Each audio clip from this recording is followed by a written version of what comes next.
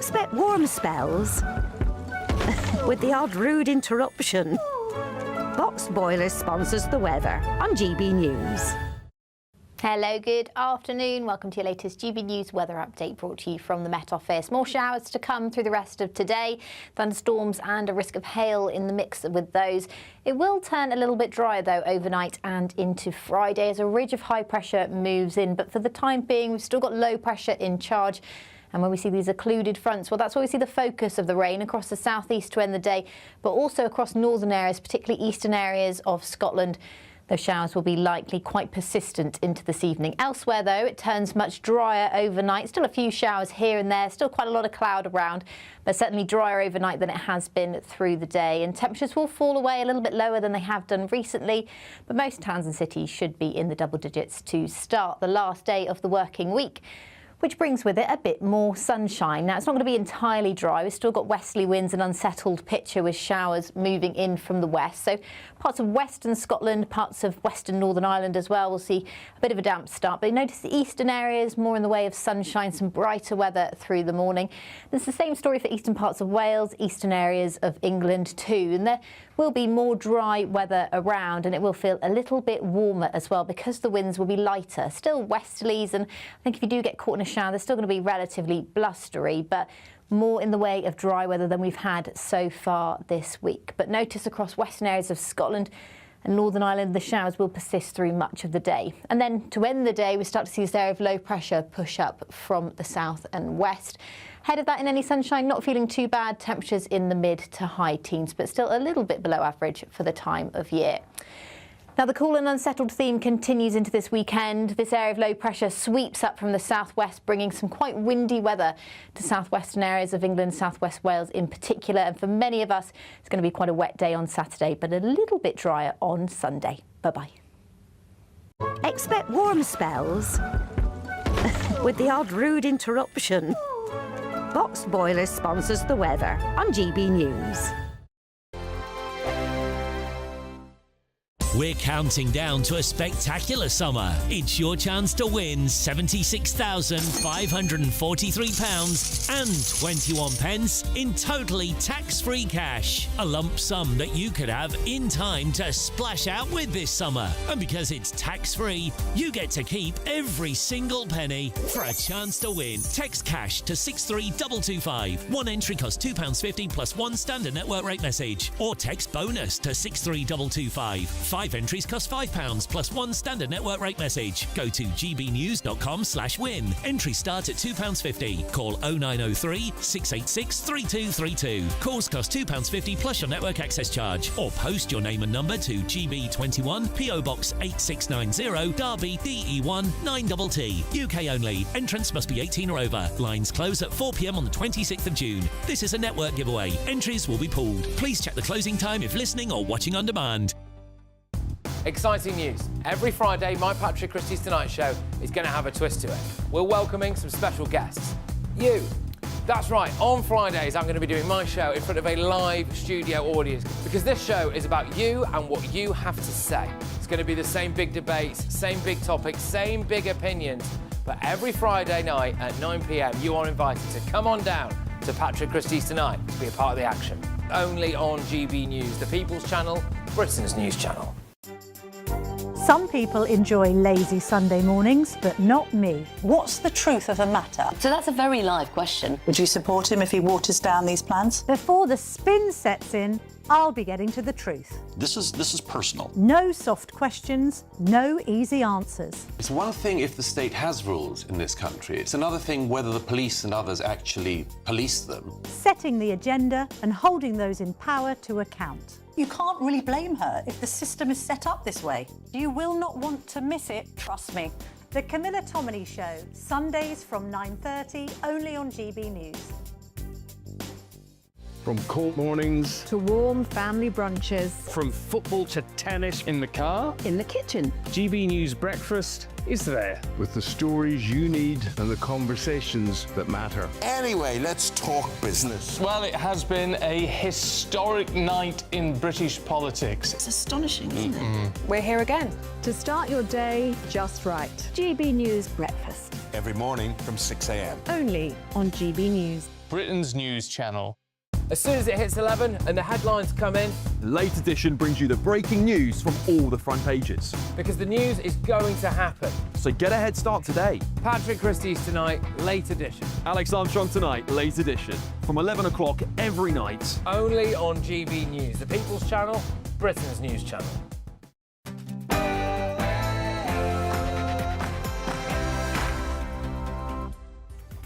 Very, very good afternoon to you. It's 3 p.m. Welcome to the Martin Daubney Show here on GB News, broadcasting for you until 6 p.m. A cracking show awaits. Here's what's on today's menu. Top story today, Nigel Farage has today exclusively sat down with GB News and issued a blistering attack on the British political establishment. Entire political class, well, in fact, 600 of them were against me yesterday, screaming, shouting. Interesting, actually, the look of fear on their faces. Right. Real fear. Why fear? Oh, because they know. What do they know? I'm more in touch with the great British public than they are on this. And in the exclusive sit-down with Christopher Hope, Nigel Farage also tells GB News two-tier policing is there in black and white. You'll not want to miss it. Also on today's show, Kemi Badenoch today met with the bereaved family of Henry Novak ahead of them meeting the Prime Minister at Downing Street this afternoon. And the leader of the opposition praised their extraordinary courage, and she'll join me today on the show to tell us how she plans to help them rebuild their shattered trust in the police. And the debate rages on about the corrosive role of anti-whites, diversity, equality and inclusivity training inside British police. On today's show, I'll be joined by a police and crime commissioner who wants DEI to die, and by a former Nottingham copper who quit the force over woke identity politics. And 15 Muslim men of Pakistani origin were today jailed for 188 years. The 15 paedophiles raped a vulnerable Bradford girl for 4 years from the age of 14. The survivor told the court, "My childhood has been taken away from me. When will we ever rid Britain of its rape gang cancer?" And a Hampshire village is still without broadband 26 years after it was rolled out in the UK. How on earth has this happened? I'll be speaking to an angry resident who is why fighting for the internet.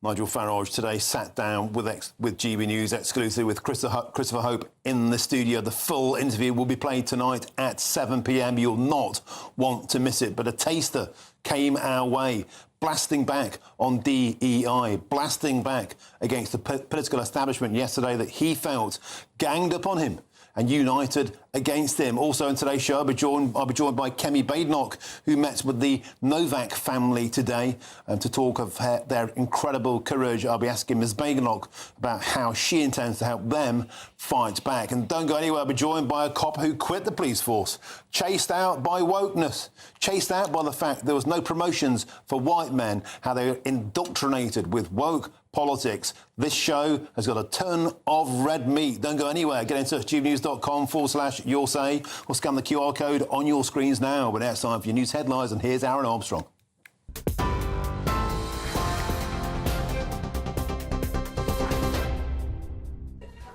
Thanks, Mark, and good afternoon to you. 3 minutes past 3 the time. Our headlines. Sir Keir Starmer has accused Elon Musk of trying to whip up division in Britain over the murder of Henry Novak, which has triggered a major political row. Well, Elon Musk has stepped in, of course, to US politics on a number of occasions. The billionaire owner has posted repeatedly about the police response after body cam footage showed the 18-year-old being handcuffed as he lay dying in Southampton. The Prime Minister says there are serious questions for police to answer, but insists the police watchdog must be allowed to investigate. Let's turn to Sir Keir Starmer, who will meet Henry Novak's family privately in Downing Street this afternoon. Speaking earlier, he said public figures should listen to Henry's family, who have asked for his death not to be used to inflame tensions.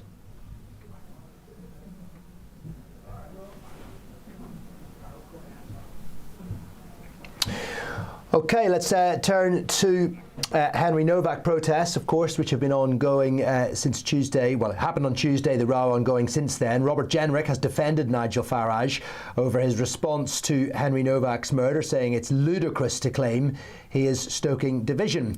In the Commons yesterday, the Reform leader argued Henry's case has exposed a wider loss of trust in policing. He challenged Sir Keir Starmer over guidance on how officers treat different communities. We're living under two-tier policing. The instructions that are given to police officers from police bosses are clear and written down in ink. It says you must treat different ethnic groups in different ways. Well, in the Commons yesterday, the Reform leader argued Henry's case has exposed a wider loss of trust in policing. He challenged Sir Keir Starmer over guidance on how officers treat different communities. I'm really shocked that he pretends to have respect for Henry's family and then acts in this way. His response has been to appeal for rage. Rage. That's his response to a father who's lost his son and asked for that not to happen. Exploiting this tragedy to create grievance and division.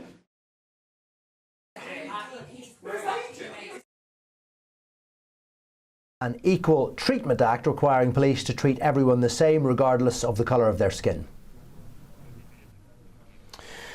Well, the Prime Minister's refused to directly answer questions about reports his top aide sent supportive messages to Lord Mandelson on the day he was sacked as US Ambassador. Reports in The Spectator claim Darren Jones told Peter Mandelson he was so sorry and praised him for doing a great job and working wonders with Donald Trump. And the messages were not included in the first published Mandelson files, reportedly because they were on Jones's old mobile phone. When asked about the reports, the Prime Minister said the government had carried out what he called one of the biggest transparency exercises ever and said the material is now there for people to make up their own minds. It comes after Darren Jones apologised in Parliament, saying he treated Mandelson differently because he believed him to have power and influence within Labour. And tube drivers have walked out for a second time this week, causing more disruption across London. Some lines have no service at all. Most others have some delays and part suspensions, although some trains are indeed running. The dispute centres on TfL's plans for a voluntary 4-day working week, where drivers who opt in would work longer shifts over 4 days instead of 5. The RMT says that could increase fatigue in a safety critical role, but TfL says the changes are voluntary and drivers can stay on their current arrangements.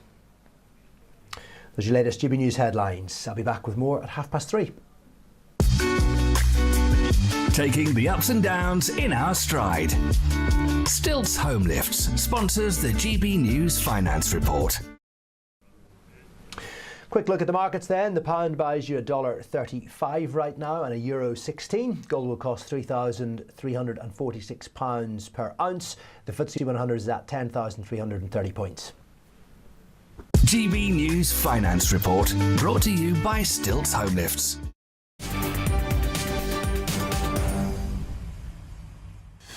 Thank you, Aaron. Breaking news for you now, and it's this. In an interview with GB News airing at 7 o'clock this evening on GB News Tonight, Nigel Farage has doubled down on his two-tier policing comments. That if you don't get rid of the perception, reality, both, of two-tier policing, and you finish up with lots and lots of angry, young, white working-class men. Was that fueled by your response? Oh, it was that. Well, that's what your critics will say. Of course they will, because they want to avoid the issue. Well, the Reform UK leader also took aim squarely at DEI policies within the police force. I mean, they can't even admit we've got two-tier policing, but it's there in black and white. These are the instructions that the police officers are given. Farage also blasted this. Entire political class, well, in fact, 600 of them were against me yesterday, screaming, shouting. Interesting, actually, the look of fear on their faces. Right.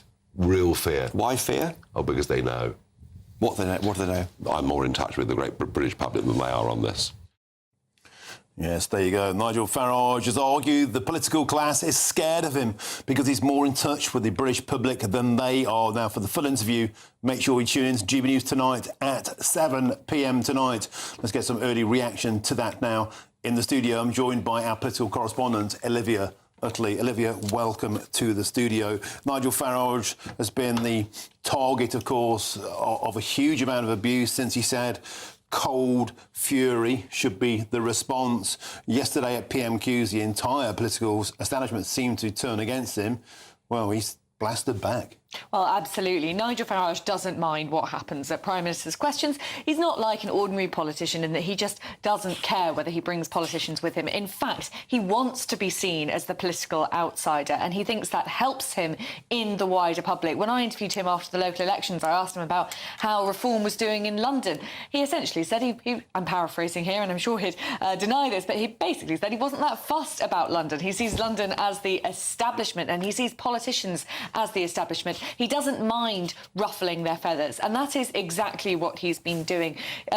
Nigel Farage has been talking about two-tier policing for a long time. This isn't a bandwagon that he's just jumped on, and he thinks that the case of Henry Novak is the clearest evidence yet of two-tier policing.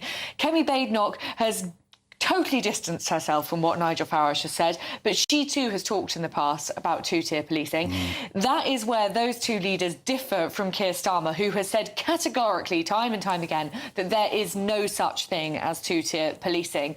What I think is interesting about all of this is Nigel Farage seems so certain that the public agree with him on this, that the public believe in two-tier policing and are worried about it, that he's basically staked his whole reputation on this case. He has, got the ire now of both the Prime Minister, the leader of the opposition. His critics are saying that he's going against the express wishes of Henry Novak's grieving family. But he seems so certain that the public are with him on this that he doesn't mind about any of that. He has chosen this hill to die on, if you like. And it has caused a huge political row. Perhaps he likes that. But let's get now, if we could, to the meeting taking place today between the families of Henry Novak and the Prime Minister at 10 Downing Street. The family also met with Kemi Badenoch a little earlier on today. She's coming on the show at 4:45.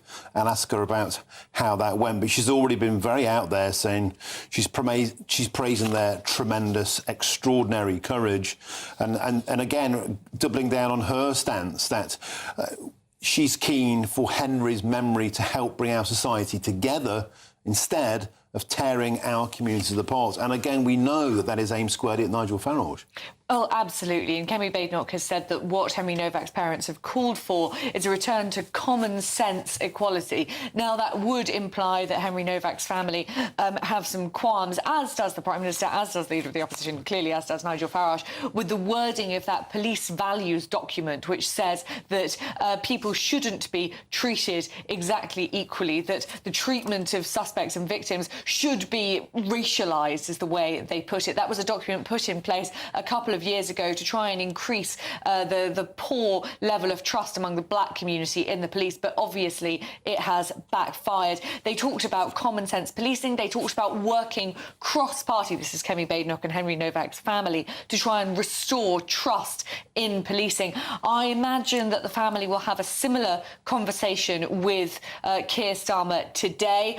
It's interesting, we do have some politicians, Keir Starmer, for example, yesterday in the House of Commons, standing up and saying that Henry Novak's family have explicitly sort of told Nigel, gone against what Nigel Farage said. That isn't exactly what Henry Novak's family have said. They've said that they don't want it to stoke division. Whether that was a direct pop at Nigel Farage isn't clear at all. This has become a bit of an ugly political farce. We'll have to see where it goes in the next few days. Thank you very much, Olivia Utley. And a reminder, you catch that full interview on GB News tonight with Chris Hope at 7 p.m. And stay tuned later in today's show. I'll be speaking with Kemi Badenoch, the Leader of the Opposition, for her response to this continuing political row. On the same point now, police officers have admitted to feeling controlled and pressured under diversity policies, has led some to ask just what is going on in our police force. Well, speaking to Sky News, the Chief Constable of Hampshire Police, Alex Boone, defended his force. Do we have a two-tier type policing system? I would refute that. I would say absolutely not. Let's have a bit of... That was Alexis Boone there. We can now speak with the Conservative Police and Crime Commissioner for Surrey, and that's Lisa Townsend. Lisa, welcome to the show. It's a pleasure to have your company. Everybody is talking about DEI in the police, two-tier policing. Nigel Farage telling GB News a moment ago it's there in black and white, and indeed some of the policy documents that have become public after the tragic murder of Henry Novak seem to intimate it is now ingrained in British police forces all over the place. What's your take on DEI in the police forces, and should it DIE? Well, I've certainly been very vocal, as you know, about this. Certainly when it came to Stonewall and some of that trans debate 5 years ago, the conversations we've had, Martin, over a number of years about this.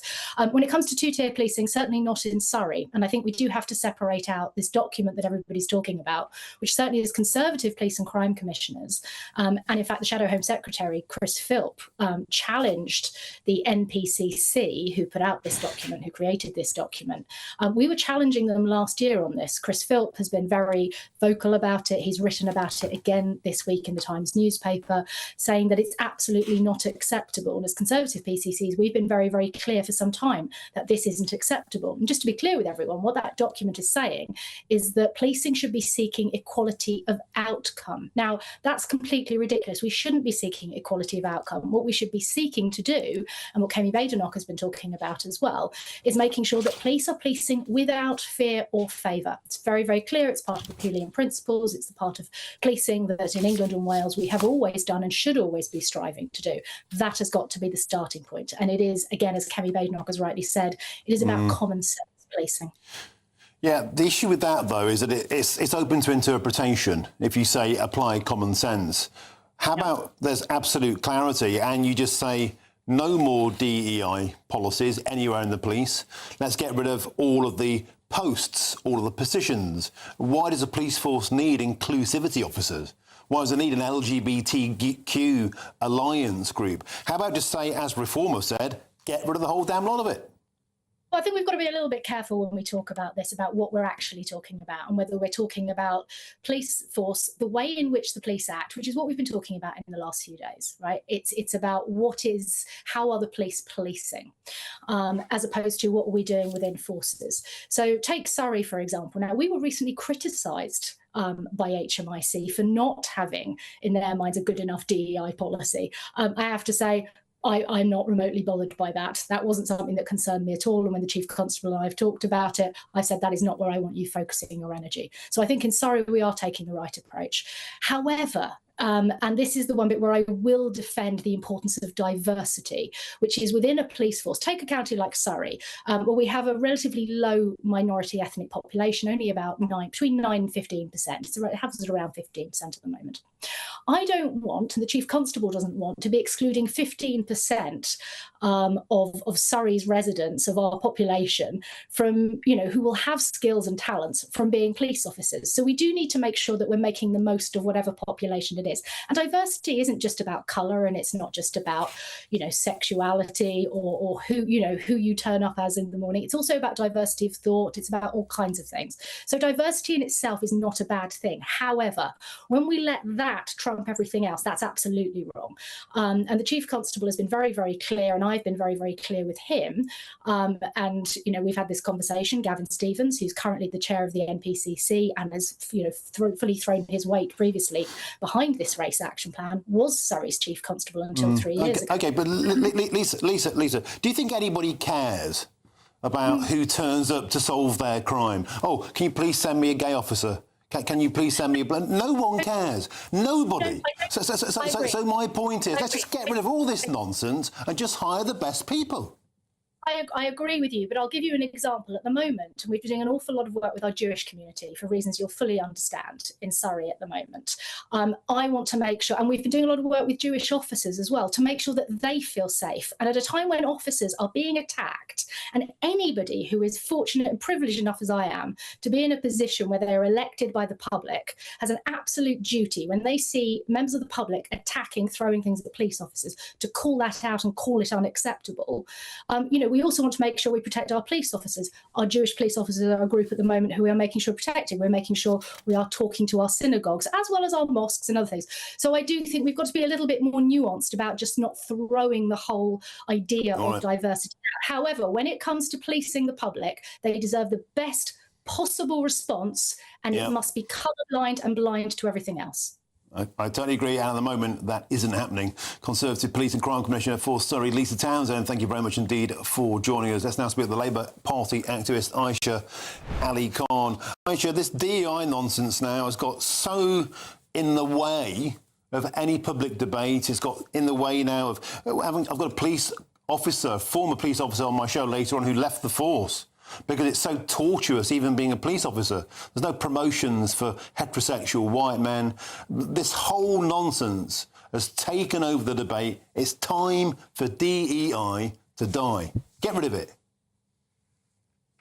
Hi, Martin. I'm sorry I can't agree with that. First of all, I just want to say how sorry we are. Obviously, the murder of Henry Novak should not have taken place. I mean, he should have received medical help. He should have been believed by the police officers that turned up. And this is something that those officers would have to live with for the rest of their lives. I understand one of them has already resigned. And again, you've pointed out there's guidance in place. And let me just be clear about one thing, Martin. This guidance was not something that the ethnic minorities, obviously I'm a Pakistani Punjabi Muslim person, we would never ask for this kind of guidance to be in place where one group of people are prioritized and their needs and their actions are taken without question over somebody else's. And I think it's really wrong to say this, that, we need to get rid of DAI now because of this one case. I think the vast majority it's not because of this one case. I think what's happened, Aisha, is that this one case has brought something into sharp relief that many of us have been talking about for years. I've been speaking about this for years. I've been contacted by police officers for years. We've seen cases.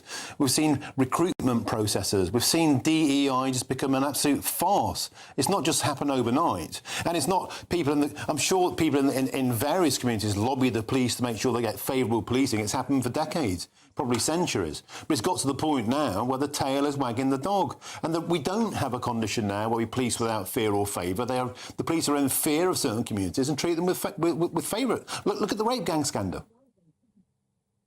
So Martin, I think I would actually substitute the word favourable to fair. I think a lot of communities over the last, I'm in my mid-40s, so I remember the Bradford riots very clearly. I remember lots of other incidents where the police would turn up, and because they did not have the understanding, cultural understanding or religious understanding, for example, around domestic abuse and domestic violence within homes, within South Asian homes and Muslim homes, a lot of the victims were let down. There's a cultural difference in domestic violence that our police... What do you mean? Well, there's been examples of people turning up, police officers turning up, and because obviously somebody's turned and said, oh, there's nothing to, there's no crime that's taken place here, it's an internal matter, we're going to sort it out ourselves, police officers have walked away and they've left the victims there. And these are things that have happened over a long period of time, Martin. I'm just giving you an example. Yeah. So I just want to say that I think minorities welcome the obviously police officers treating us fairly. We don't want favourable treatment, and definitely in the case of the perpetrator in this case, he was wrong. And also, I just want to say, Martin, the police do such an amazing job every single day, up and down the country. We're kept safe. Police officers are there for us. We turn to them when we need help and support. But if a driver is... Aisha, we're not attacking rank and file coppers. If a driver is taught to drive badly by a bad instructor, they're a bad driver. It's the same if you're a police force. If you're given bad data, you're going to perform badly. That's the point, and that's why we're saying kick DEI into the long grass. But look, I've been told we have to move on. Aisha Ali Khan, it's always a pleasure to have your company. It truly is. Thank you. Now, speaking about the anti-racism guidelines used by police forces, Chief Constable Gavin Stevens, the chair of the National Police Chiefs Council, said they're prepared to make changes to the guidelines. And he said, we are listening to legitimate concerns about how some of these commitments are worded or phrased, and where needed, we can and will make changes, but this should not detract from the intent, which is to improve the quality of policing. Still to come, a day with Prince William. He admitted he loves pubs. I'll ask whether the heir, who's lost his hair, to the throne could save the great British boozer. But next, I'll talk about the 15 Muslim men who've today been jailed for a total of 188 years for the sexual exploitation, the rape of a young child. This is GB News.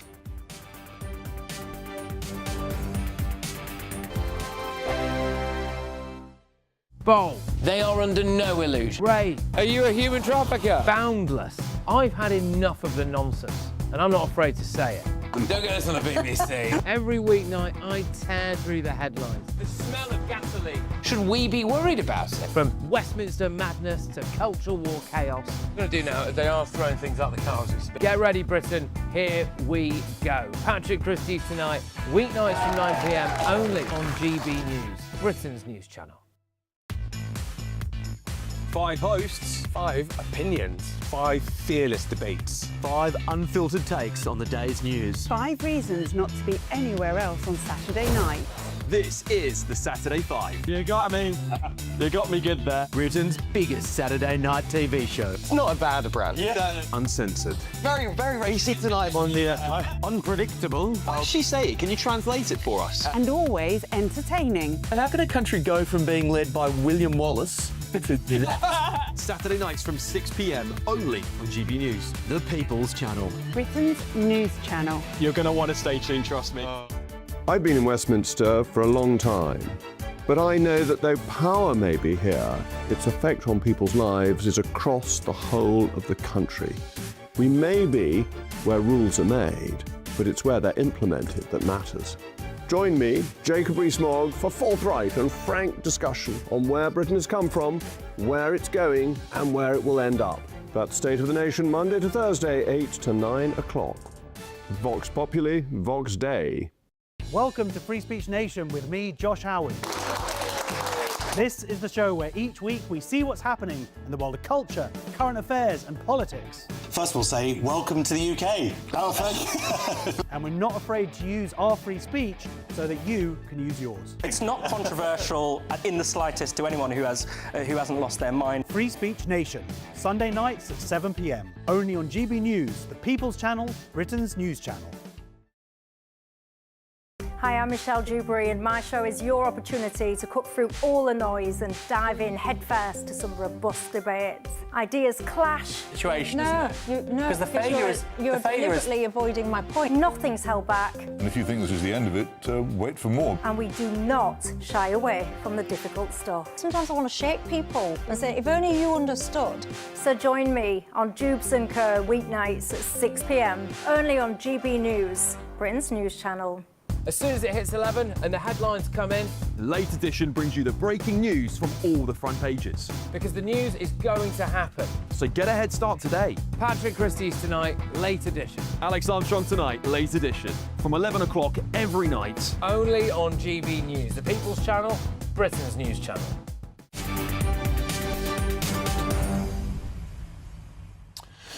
.327, welcome back now. It's time now for a truly shocking story. A grooming gang, a rape gang, has today been jailed for a total of 188 years for the sexual exploitation of a young girl. The abuse took place in Bradford between 2007 and 2011 and involved, you can see on your screen, scumbags, 15 men. 15 Pakistani origin Muslim men in the Bradford and Batley area who are now in prison for paedophilic sexual offences against a child. Well, following the sentencing, the survivor, who cannot be named for legal purposes, said the men involved have taken more away from me than what I can ever describe in words. And looking back now, I feel sad for my 12-year-old self knowing what was to come. Another heartbreaking case, and I'm joined in the studio by the director at Open Justice UK, Adam Wren. Adam, thank you for coming in. I really wanted to get you in today because the work you do has been so instrumental in getting this conversation to where we are today. Tell our viewers, before we get into this case, what you do to get those transcripts from these cases out there and how that's helped get this topic back on the public table again. So yeah, Open Justice UK has published dozens of transcripts at this point. Before we started our work, there was only one transcript available to the public. And we've worked with a number of survivors to really bring the truth of what's happening in these cases out in a verifiable, in a safe way. Because often they have a traumatic court time. Yeah. They don't remember what happens, they're incredibly damaged, and then they have the final insult down the line. If they try and get compensation or even psychotherapy care, they have to pay to get their own transcripts from their own cases. It's cruel. It is, yeah. That was why we originally started it, as a survivor wanted her transcript so that she could take it to her therapist. But she found out it was going to cost £9,000, she couldn't afford it, which is why we started the organisation to purchase them, yeah. It's utterly grotesque. Now, on to this case. When I saw this case last night, Bradford rape gang jail for 188 years, I thought, oh, I've seen this before. And then I went back through my notes, and it's a completely different industrial-sized rape gang. On May the 20th, that one broke. One from the Batley and Dewsbury area, West Yorkshire Police, 277 years. Every 2 weeks now, Adam, we're getting one of these grotesque, multi-decade investigations involving children. This girl was 12 when she was first approached. And the punishments that are meted out in totality, 188 years, sounds like a lot, but when you divvy it up, it's pathetic justice. It doesn't feel like justice at all. I mean, the girls in these cases, when you look into them, they endured years of abuse, 4 or 5 years of abuse. And then the average sentence will be 11 years. And we know that, in some of these cases, the men are let out after serving half that time. So they get 5 years in prison for 15 men abusing one girl for 15 years, for 5 years, 5 years in prison. It doesn't feel like justice at all. Let's get the picture on the screen of these 15 paedophiles. That's what they are. Let's read out some of their names. Azif Budia, Abdul Basith, Burhan Uddin Ali. Let's get the picture up now, please. Mohammed Yasir, Mohammed Nadim Ali, Jamil Ahmed, Ajmad Hussain, Ashkaf Ahmed, Aftab Ahmed, Anwar Aziz, Yusuf Bhatti, Faisal Rashid, Omar Taj, Shanihul Haq. Hear the names of these rapists, and damn you. Adam Wren brings me now to my next point.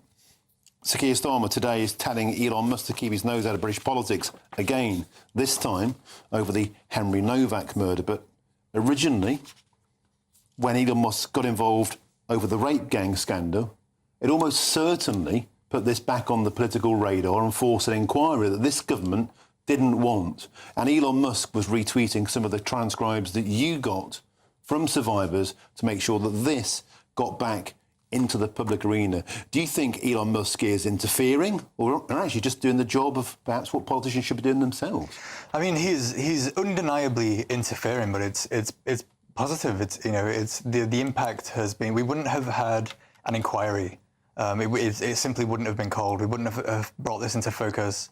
We wouldn't have increased funding. The government has called for all of these cold grooming cases to be reopened. None of that would have happened without him. Musk can be a little heavy-handed with his language, but I mean, given the seriousness of the cases that he intervenes on, you could make the argument that we're not treating it with the gravity it deserves. Our government certainly isn't treating it with the gravity it deserves. They try and tone police in cases of mass rape or murder. And when you look at the faces, when you see the names, you see the same old pattern. Adam Wren, that's been part of the reason. And we're having this conversation today about political correctness, Islamophobia, racism in the police. That's the problem, the original sin of the rape gang scandal. Surely we need to make a learning point now and get this nonsense out of our public lives. You would think it would have been a wake-up call then.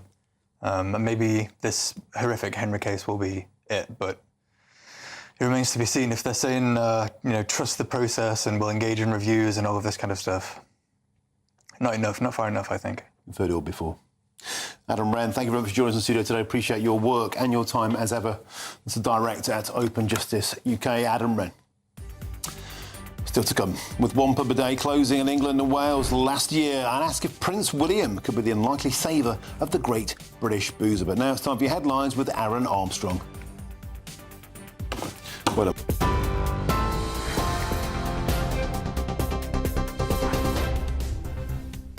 Thanks, Martin. Good afternoon to you. Our headlines: Sir Keir Starmer will meet Henry Novak after the Prime Minister accused Elon Musk of trying to whip up division over the case, and he urged politicians to listen to Henry's family, who've asked for his death not to be used to cause further tension. Disorder in Southampton following the murder of Henry Novak. The CPS says one man's been charged with assaulting a police officer, another is charged with violent disorder and possession of an offensive weapon. Messages show Sir Keir Starmer's top aide told Lord so sorry after he was fired over his friendship with Jeffrey Epstein. The texts from Darren Jones were not included in the published Mandelson files because they were reportedly on his old phone. Tube drivers are in time this week, causing fresh disruption across London. The RMT says the dispute over a four-day week is about fatigue and longer shifts. TfL says the plan is voluntary and drivers can stay on their existing arrangements. Hezbollah has rejected a US-backed ceasefire deal between Israel and Lebanon. The group says any agreement must begin with a full Israeli withdrawal from Lebanese territory. That's as Israel continues airstrikes in the south of the country. You're up today with the headlines. More to come at 4. Tune in to GB News Radio wherever you are. Online, on DAB digital radio, on TuneIn, on Radio Player, on Nation Player and on your smart speaker. Just say, play GB News.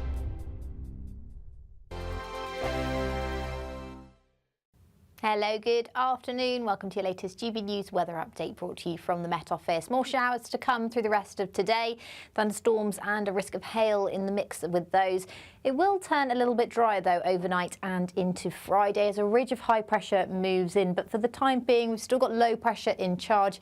And when we see these occluded fronts, well, that's where we see the focus of the rain across the southeast to end the day, but also across northern areas, particularly eastern areas of Scotland.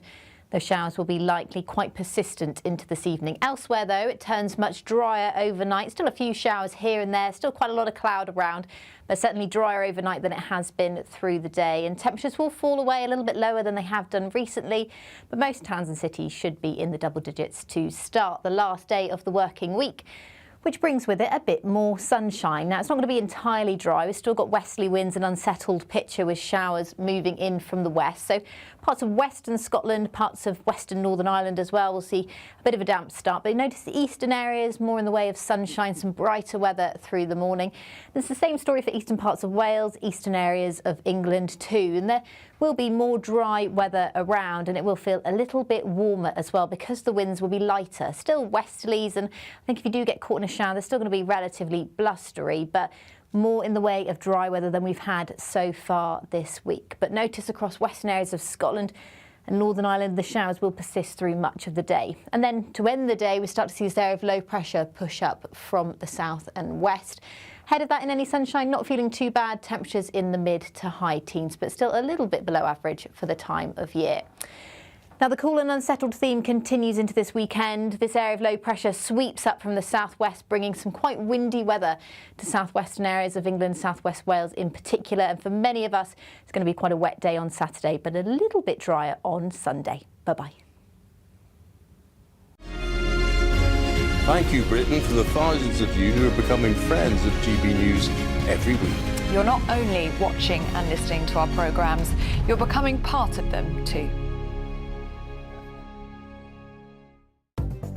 Good afternoon. This is the latest AI travel news from GBNews.com. There is a broken down vehicle causing restrictions on the A90 southbound at Inveraldy. On the M4 westbound between junction 37 at Pyle and junction 38 at Margam, an accident is causing disruption. In Solihull, the M42 northbound between junctions 5A and 6 remains affected by a road traffic collision, with one of 3 lanes closed. Delays are expected this evening on the M25 anti-clockwise between junctions 3 and 1A in Kent, causing a 30-minute hold-up. And on the trains, major disruptions to and from Heathrow Airport are affecting both the Elizabeth Line and the Heathrow Express. For more travel news, go to gbnews.com.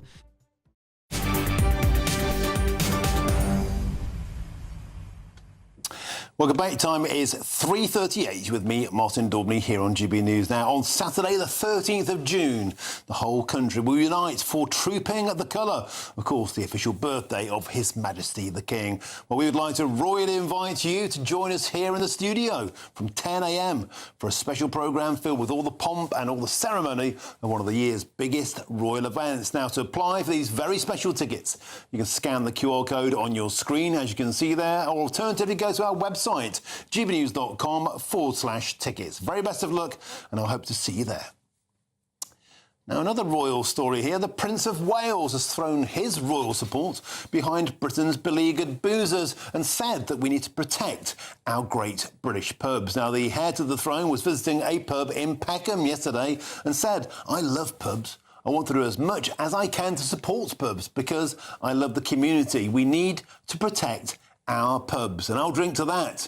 Now, shocking stats show an estimated one pub every single day closed permanently in England and Wales since last year, and since 2000, some 15,000 pubs in the UK have called last orders. Let's now speak with the landlord at the Bright Star in Peters Green, and that's Guy Richardson. Guy, welcome to the show. Who would have thought it? An unlikely royal saviour gallops in to support the great British boozer, the Prince. What a champion. What a great champion to have as well, Prince William. Couldn't get better than that, could you? This is it. He was down at the Prince in Peckham. It's pub I go past often. I don't go in there. It's a bit woke for me. I digress. But look, isn't it funny how everybody is saying we need to do more to help pubs? You know, TV channels, you know, the industry itself screaming for support, politicians of a certain colour, and yet it's not seeming to get through, is it? Guy, no one seems to be listening. What do you need to do to get through to the Prime Minister, to Rachel Reeves? And do you think that the Prince's involvement will make any difference? If I'm really truthful, I don't think it'll make a jot of difference, to be perfectly honest. What do we do to get through to them? I don't know, mate. I haven't got a clue. They've been lobbied, they've been asked, they've been rallied.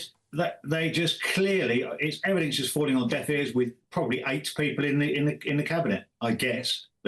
Everybody else wants to keep pubs going. We want pubs going. Communities want pub going. Just seems to me that sort of 7 or 8 people just don't really sort of follow the same script. Do you think that this is, we talk about the separation of the crown from the state in terms of politics, and a lot of people have a pop at the king, you know, for his environmental leanings, as it were. But this is Prince William getting political, and he's sticking up for pubs.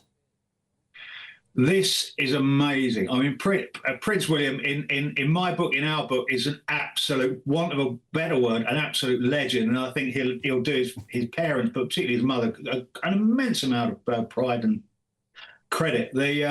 He's a great guy for the people. He's going to be a fantastic king. I love the fact that he's getting on board with the pubs. I really, really do. He's just a proper, pardon the expression, a proper bloke.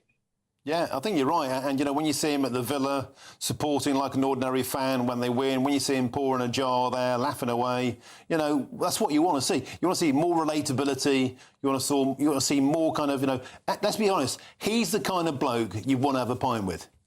Absolutely. Absolutely. Even though I don't drink, I might even raise a glass with him. The absolute champion, the fella, and his good lady wife, and his family, the whole lot. They're just amazing people. And it makes you wonder, like, you know, one of my favourite pictures when you go into a Young's pub. There are other pubs. Do you remember when you saw Prince Charles, as he was then, pulling a pint, and the late Queen Mum pulling a pint? Now, every now and then when I see those pictures, I raise a glass to him. You know, we need more royal patronage. We need more royals lifting a pint. Do you remember, like, the Queen used to have a gin and tonic at the races? It's what you want to see, a royal with a drink in their claw. Oh, absolutely. There's nothing wrong with it. There's nothing wrong with it. If you want to be in touch with a great British person, raise a glass and just have a glass of little golden happiness. Why not? Well, you're making me lick my lips in anticipation of what's about to come later on this evening. We have to leave it there. Thank you for joining us today. Thanks for your service. That's the landlord at the Bright Star in Peters Green, Guy Richardson. What do you make of this? Because, you know, everybody is more or less begging the government now to stop closing down pubs. The government seems to be on a puritanical streak. They're on a tax-raising streak, raising wages, raising wages, raising national insurance. They seem completely out of touch with the public. What more do we need to do to get through to them? Now, coming up next, as you just saw, a quick sneak peek of it, more than 80% of the UK's tradespeople have had their tools stolen at some point. And next, I'll speak to the man who's leading the fight back. There was a protest earlier on in Essex. We'll have him on the show. But meanwhile, if you're searching some holiday sun this year, here is a forecast for some of the top European destinations. Ready to soak up that holiday sunshine? Won't we need some cover? No worries. All sorted. All Clear Travel Insurance sponsors GB News Travel Destinations Forecast. Things are warming up over Italy and Croatia as we head towards the weekend. Plenty of sunshine across Spain and Portugal also. A brisk winds, but sunny spells likely for Madeira and the Canary Islands. There's lots of sunshine for the Algarve and most of the Spanish costas. Just a small chance of a bit more cloud in the east and perhaps one or two showers. A bit more cloud over central Italy on Friday, but that should be clearing away. And as I said at the start, temperatures likely to be on the rise in Rome and also Dubrovnik as we go through the weekend. All Clear Travel Insurance sponsors GB News Travel Destinations Forecast.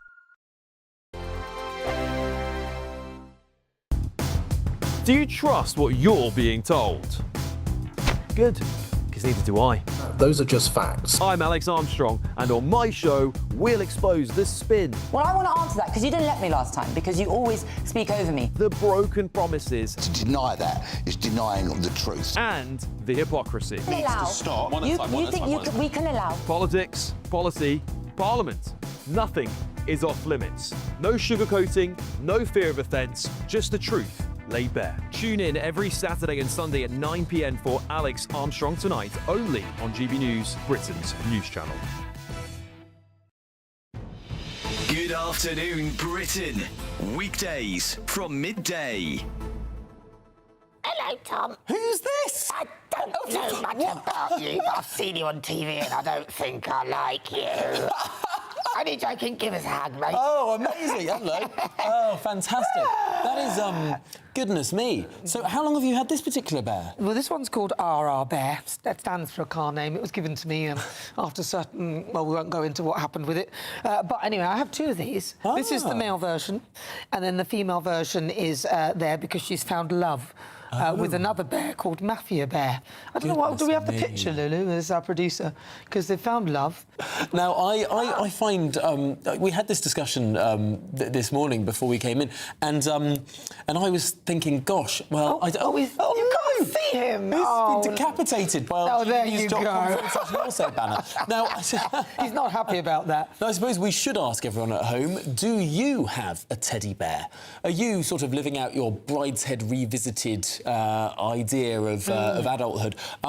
I have to say I did have teddy bears growing up, but I don't have any of them with my in my house in London. Did your family take them away from you? No. They are all very happily in my childhood bedroom. Oh, no, so cute. But back up in Cambridge rather than here in London. I used to have my favourite teddy bear was called Pandy, and my parents tried to get rid of it because it turned out I was allergic to it because it was contaminated with house dust. And they took it to the jumble sale, the school jumble sale, and I actually went to the jumble sale and bought it back. Wow. And I thought I had two. Mark White. Well, our very own teddy bear in the studio. No, Mark White, he's a teddy bear. That little Scottish teddy bear. Do you have a teddy bear? You have. I'll give your grandpa a couple. You have. I had an elephant. And what was your elephant called? Funky. Just elephant. GB News, the People's Channel. Breaking news, live updates, stories that matter. From the heart of the GB newsroom to every corner of Britain. With our team of dedicated journalists across the UK. GB News bulletins are there to deliver the latest news that matters to you. Bulletins on GB News, the People's Channel, Britain's news channel.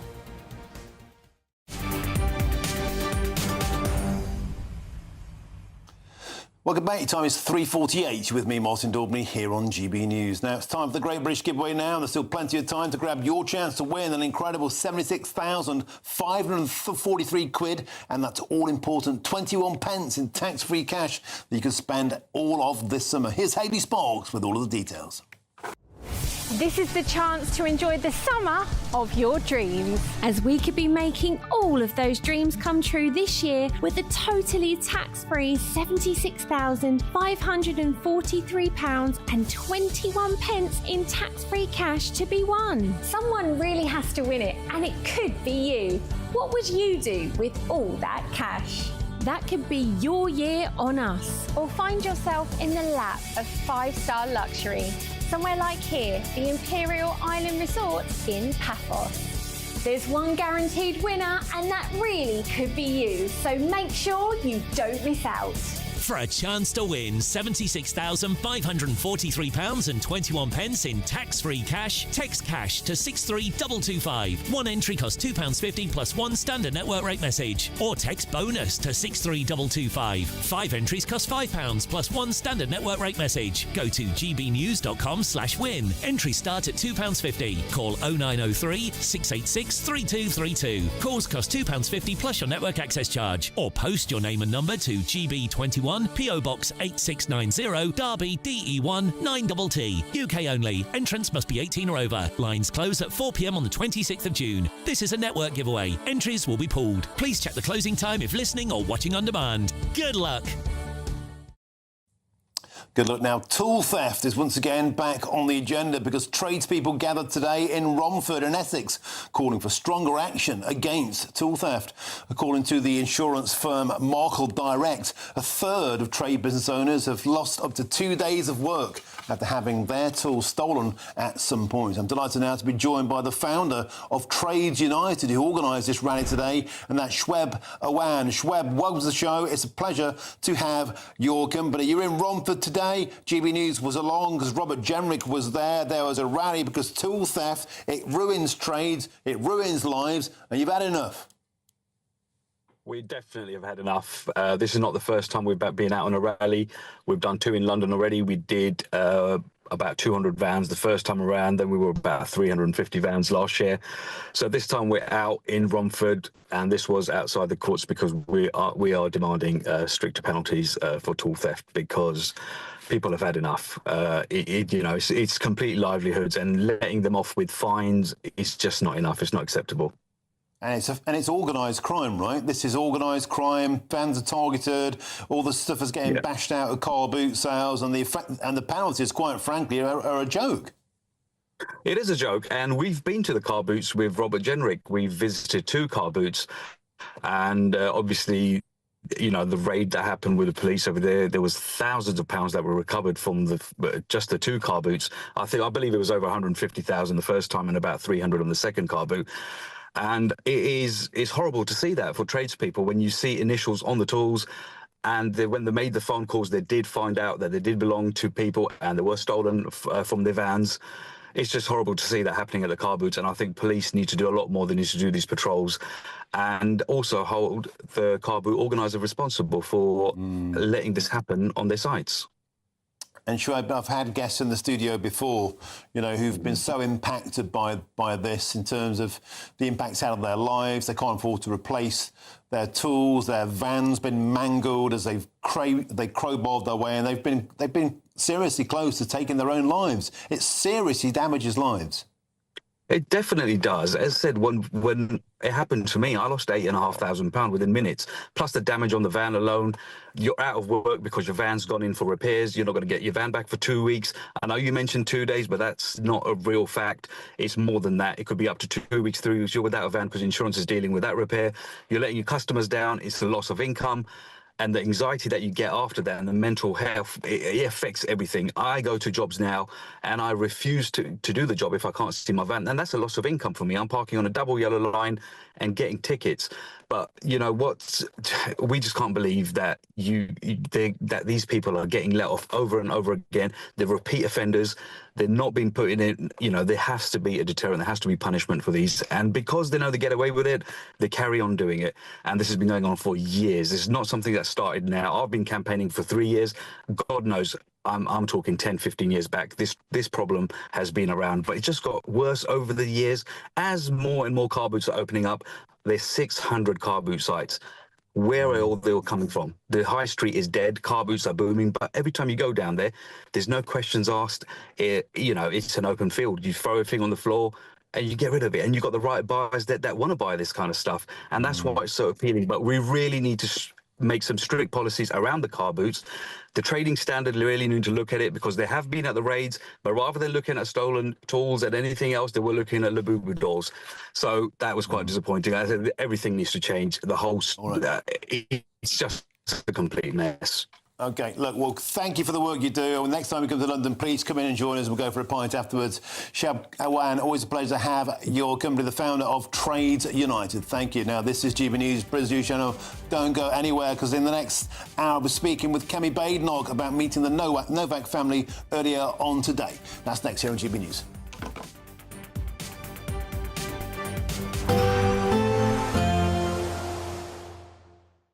Expect warm spells with the odd rude interruption.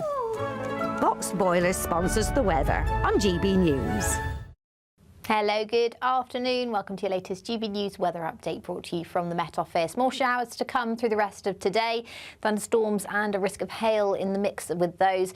It will turn a little bit drier, though, overnight and into Friday as a ridge of high pressure moves in. But for the time being, we've still got low pressure in charge. And when we see these occluded fronts, well, that's where we see the focus of the rain across the southeast to end the day, but also across northern areas, particularly eastern areas of Scotland. Those showers will be likely quite persistent into this evening. Elsewhere, though, it turns much drier overnight. Still a few showers here and there, still quite a lot of cloud around, but certainly drier overnight than it has been through the day. And temperatures will fall away a little bit lower than they have done recently, but most towns and cities should be in the double digits to start the last day of the working week, which brings with it a bit more sunshine. Now, it's not going to be entirely dry. We've still got westerly winds and unsettled picture with showers moving in from the west. So parts of western Scotland, parts of western Northern Ireland as well will see a bit of a damp start. But you notice the eastern areas more in the way of sunshine, some brighter weather through the morning. It's the same story for eastern parts of Wales, eastern areas of England too. And there will be more dry weather around, and it will feel a little bit warmer as well because the winds will be lighter. Still westerlies, and I think if you do get caught in a shower, they're still going to be relatively blustery, but more in the way of dry weather than we've had so far this week. But notice across western areas of Scotland and Northern Ireland, the showers will persist through much of the day. And then to end the day, we start to see this area of low pressure push up from the south and west. Ahead of that, in any sunshine, not feeling too bad. Temperatures in the mid to high teens, but still a little bit below average for the time of year. Now, the cool and unsettled theme continues into this weekend. This area of low pressure sweeps up from the southwest, bringing some quite windy weather to southwestern areas of England, southwest Wales in particular. And for many of us, it's going to be quite a wet day on Saturday, but a little bit drier on Sunday. Bye-bye. Expect warm spells with the odd rude interruption. Box Boilers sponsors the weather on GB News.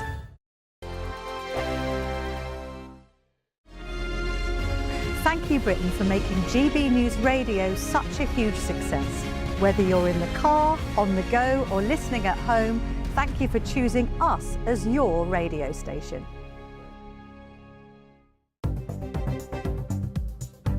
Good afternoon. This is the latest AI travel news from GBNews.com. On the M74 southbound between junctions 12 and 13, traffic is restricted due to a broken down vehicle. The A55 across Britannia Bridge has a speed limit of 30 miles per hour until further notice.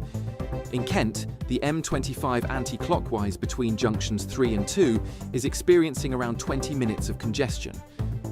Meanwhile, on the A30 westbound in Devon, an accident has closed one lane, causing 15-minute delays. And on the trains, East Midlands Railway is delayed between Skegness and Boston. For more travel news, go to gbnews.com. There's a totally tax-free £76,543.21 in cash to be won. Cash to spend on anything you like. That's like having over £6,000 extra to spend each month for a whole year. You could spend it on a bucket list holiday, treats for all of the family, or just save it for a rainy day. For a chance to win, text cash to 63225. One entry costs £2.50 plus one standard network rate message, or text bonus to 63225. 1225. 5 entries cost £5 plus 1 standard network rate message. Go to gbnews.com/win. Entries start at £2.50. Call 0903 686 3232. Calls cost £2.50 plus your network access charge. Or post your name and number to GB21 PO Box 8690 Derby DE1 9TT. UK only. Entrance must be 18 or over. Lines close at 4 p.m. on the 26th of June. This is a network giveaway. Entries will be pulled. Please check the closing time if listening or watching on demand. Some people enjoy lazy Sunday mornings, but not me. What's the truth of the matter? So that's a very live question. Would you support him if he waters down these plans? Before the spin sets in, I'll be getting to the truth. This is personal. No soft questions, no easy answers. It's one thing if the state has rules in this country. It's another thing whether the police and others actually police them. Setting the agenda and holding those in power to account. You can't really blame her if the system is set up this way. You will not want to miss it, trust me. The Camilla Tominey Show, Sundays from 9:30, only on GB News. Join me, Nana Akweer, for an informative, interactive news programme with a difference. It's fun.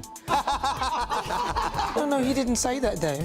I'm so surprised. I think there's an element of truth to that. Join me from 3 p.m. every weekend, only on GB News, Britain's news channel.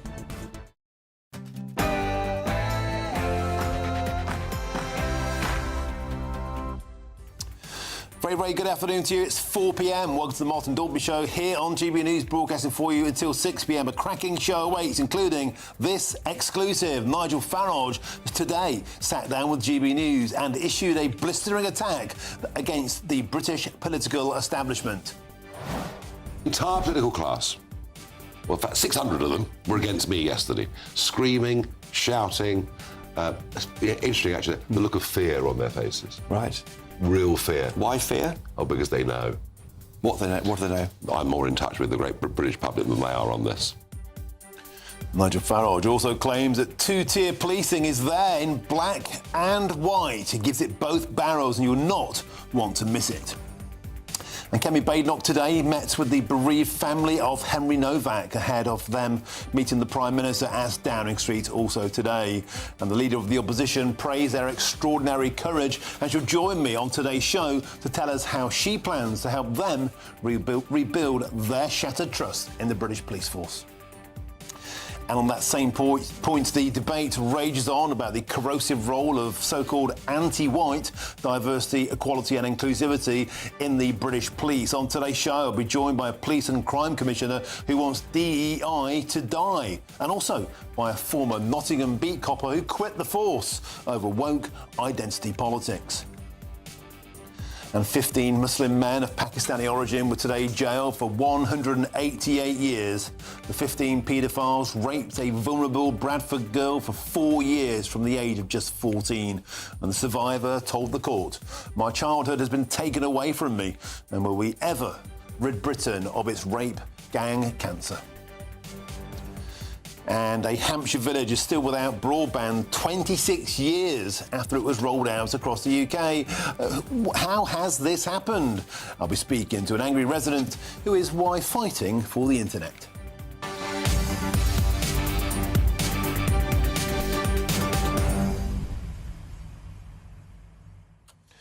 Welcome to the show. It's a pleasure to have your company. The debate about diversity, equality and inclusivity in the British police force rages on. Yesterday, the political establishment turned on Nigel Farage, saying he was the problem. He was whipping the atmosphere up on British streets. Today, he sat down with GB News and he's doubled down, saying, "I'm not the problem." And the political class are scared of him. They're scared of him, he maintains, because he is in touch with the great British public on this more than any other political leader. Is that true? I'll ask Kemi Badenoch. She joins me on the show today as well. Will we get the DEI problem out of our police forces? And, as Nigel Farage predicts, is the violence in Southampton merely a taste of a summer of discontent to come? Get in touch, gbnews.com/your say is the way to do so, or scan the QR code on your screens now. But meanwhile, here's your headlines from Aaron Armstrong.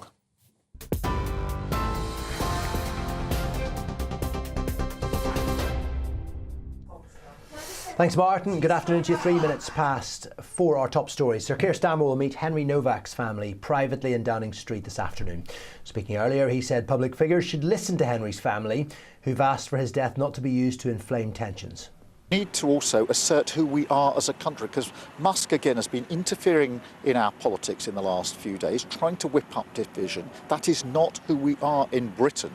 In Britain, we are reasonable, tolerant people. When we have a terrible case like Henry's case, Henry Novak, we react calmly, as his family have done. When it comes to disgusting images on Grok, we take Grok on and fight, because that's who we are as a country. The Prime Minister, meanwhile, has accused Elon Musk of trying to whip up division in Britain over the murder of Henry Novak. The billionaire ex-owner has posted repeatedly criticising the officer's response. The Prime Minister says the police will have serious questions to answer. Those will be addressed in an independent investigation, and has accused Mr Musk of interfering in British politics.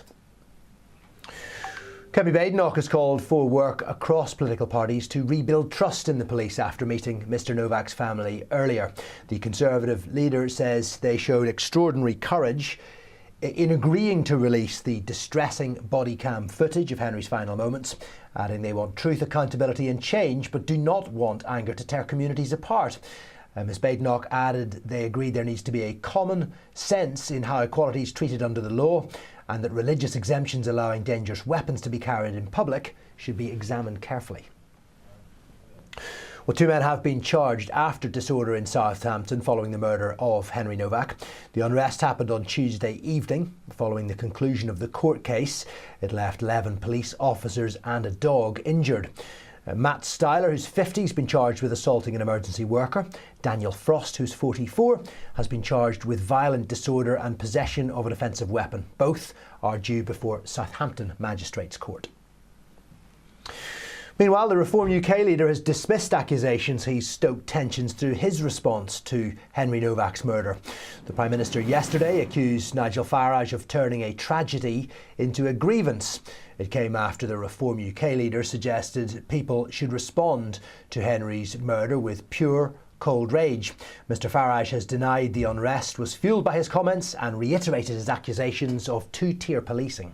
That if you don't get rid of the perception, reality, both of two-tier policing, and you finish up with lots and lots of angry, young, white working-class men. Was that fuelled by your response? Oh, it was that. Well, that's what your critics will say. Of course they will, because they want to avoid the issue. The Prime Minister has refused to answer questions directly about reports his top aides sent supportive messages to Lord Mandelson on the day he was sacked as US Ambassador. The Spectator claims that Darren Jones told Peter Mandelson he was so sorry and praised him for doing a great job and working wonders with Donald Trump. The messages were not included in the published Mandelson files, reportedly because they were on Mr Jones's old mobile phone. Asked about the reports, the Prime Minister said the government had carried out what he called one of the biggest transparency exercises ever, and said the material is now there for people to make up their own minds. Darren Jones has apologised in Parliament, saying he treated Mr Mandelson differently because he believed him to have power and influence within the party. Finally, tube drivers have been walking out for a second time this week. It has caused fresh disruption for travellers across London. Some lines have no service whatsoever, while others are facing delays and part suspensions. The dispute centres on TfL's plans for a voluntary 4-day working week, where drivers who opt in would work longer shifts over 4 days instead of 5. The RMT, the union, says that could increase fatigue in a safety critical role. TfL says the changes are voluntary and drivers can stay on their current arrangements if they so choose. And you're up to date with the headlines. I'll be back with more at 4:30. Taking the ups and downs in our stride. Stilts Home Lifts sponsors the GB News Finance Report. Quick look at the latest finance. The pound buys you $1.35 and a euro 15. Gold will cost £3,554 per ounce. The FTSE 100 is at 10,596 points. GB News Finance Report, brought to you by Stilts Home Lifts.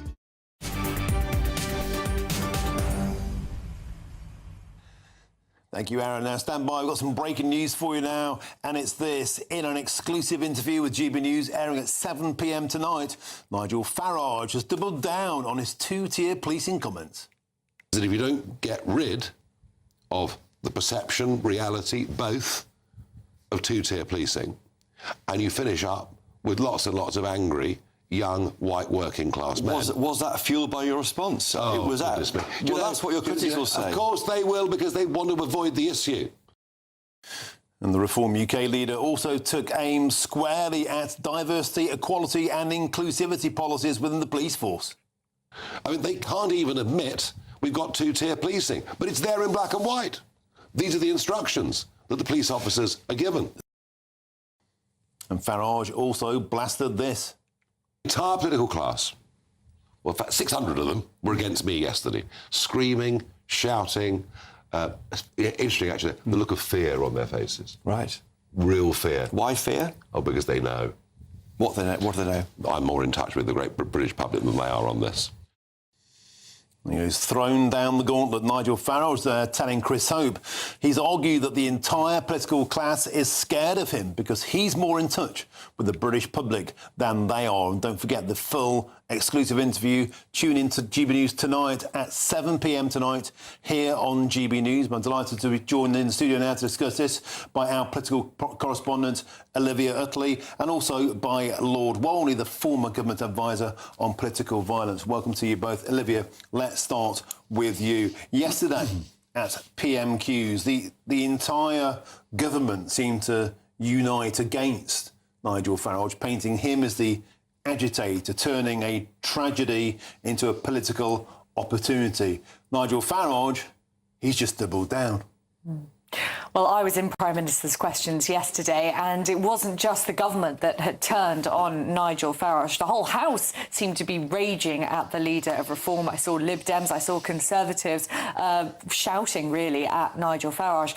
What's so interesting about Farage is that he doesn't really care what the rest of Parliament thinks of him. That is very, very unusual for a politician. But he's in this very unusual position, frankly, of only having, 7, 8 MPs in the House of Commons, but having really quite high ratings in the pollings around the country. So he's not worried about bringing his own backbenchers or bringing opposition parties with him. He's worried about what's happening in the rest of the country. And what I find so interesting about this is while Kemi Badenoch and Keir Starmer both talk about the need for calm, Nigel Farage clearly thinks that the public agrees with him, and he is so sure about that, he's essentially staked his political reputation on it. Because if you've got the family of Henry Novak calling for calm and saying that they don't want division, that their son's death to mean that division is exploited in this country, and you've got Nigel Farage saying that people should feel rage about this, then you could say, and the critics of Nigel Farage have said, that he's pushing himself up against the family of the deceased. Now, the only reason he would take that risk and turn into sort of public enemy number one in the House of Commons is if he believes that the public are fully behind him. And I'm sure we'll hear lots more of this in that Chris Hope interview this evening, but that is clearly where Nigel Farage stands on this. In the meantime, we've had Kemi Badenoch speak to the family of Henry Novak. She's called for common sense policing. She said that that's what she discussed with Henry Novak's parents and stepfather. And she's talked about how all parties need to work together to restore trust in policing. On this issue, she and Keir Starmer actually vary very little. They're basically walking in lockstep. The only point of disagreement is while Kemi Badenoch has talked about two-tier policing before, and Conservative shadow ministers have talked about worries about two-tier policing, Keir Starmer is very firm on the line. We asked his spokesman in Lobby yesterday whether two-tier policing exists, whether it happens. They say no, it does not happen. So that's the only clear blue water between Labour and the Conservatives. Meanwhile, Nigel Farage is going out on a limb, I think it's fair to say. Thank you, Olivia. Let's bring you in now, Lord Wolney. Before we get to Nigel Farage's comments, I want to ask you in a broader sense, do you think that we do have a problem with two-tier policing? And specifically, is there a feeling now that the bias of yesteryear against black people has perhaps swung now too far the other way? I don't think there is two-tier policing in the sense that I don't think really any police officers will go out meaning to treat people differently. But I certainly do think that you have got across society, and certainly in the police as well, probably an overall application of diversity mantras, which were well-intentioned and were absolutely, change was necessary in the aftermath of Stephen Lawrence's brutal murder. But yes, I think that the former Labour Home Secretary Jack Straw had a point yesterday where he said there probably has been an overcorrection, and this can lead to police officers, to public officials, to people in public life being afraid to go into places, to act in particular ways for fear of being seen as racist or discriminatory in a way that is absolutely contrary to the public. And you saw that writ large with the appalling murder of Henry Novak and the way that officers responded, and that will all come out officially in the inquiry. But what you can see now is pretty horrifying. Let's move on to Nigel Farage's prediction that there'll be more violence if there is no action. And you and I have been speaking for a couple of years on this now. The Southport killings followed by a summer of unrest. The asylum hotels last summer, a summer of discontent. The Henry Novak case, once again, has kind of scratched that scab, as it were, and it feels like Britain, once again, is that tinderbox. As the former government advisor on political violence, do you think that Nigel Farage is exacerbating the problem when he says there's going to be more violence, we need cold, hard rage? Or actually, is he highlighting a problem that the political class is simply too afraid to acknowledge? There has been an issue over the years, and this is reflecting in Reform's polling, that Nigel Farage has been prepared to talk about issues in ways that have been ugly, and maybe those prescriptions have been too much. But he hasn't been afraid to talk about this, where lots of others have. So, in that sense, he has a point. But, I mean, I hesitate to compare Nigel Farage to Spider-Man. But bear with me, he has great power here. And with that does come a real responsibility. He's not a neutral bystander. He's not removed bystander from this situation. This is a very febrile situation. What he says matters.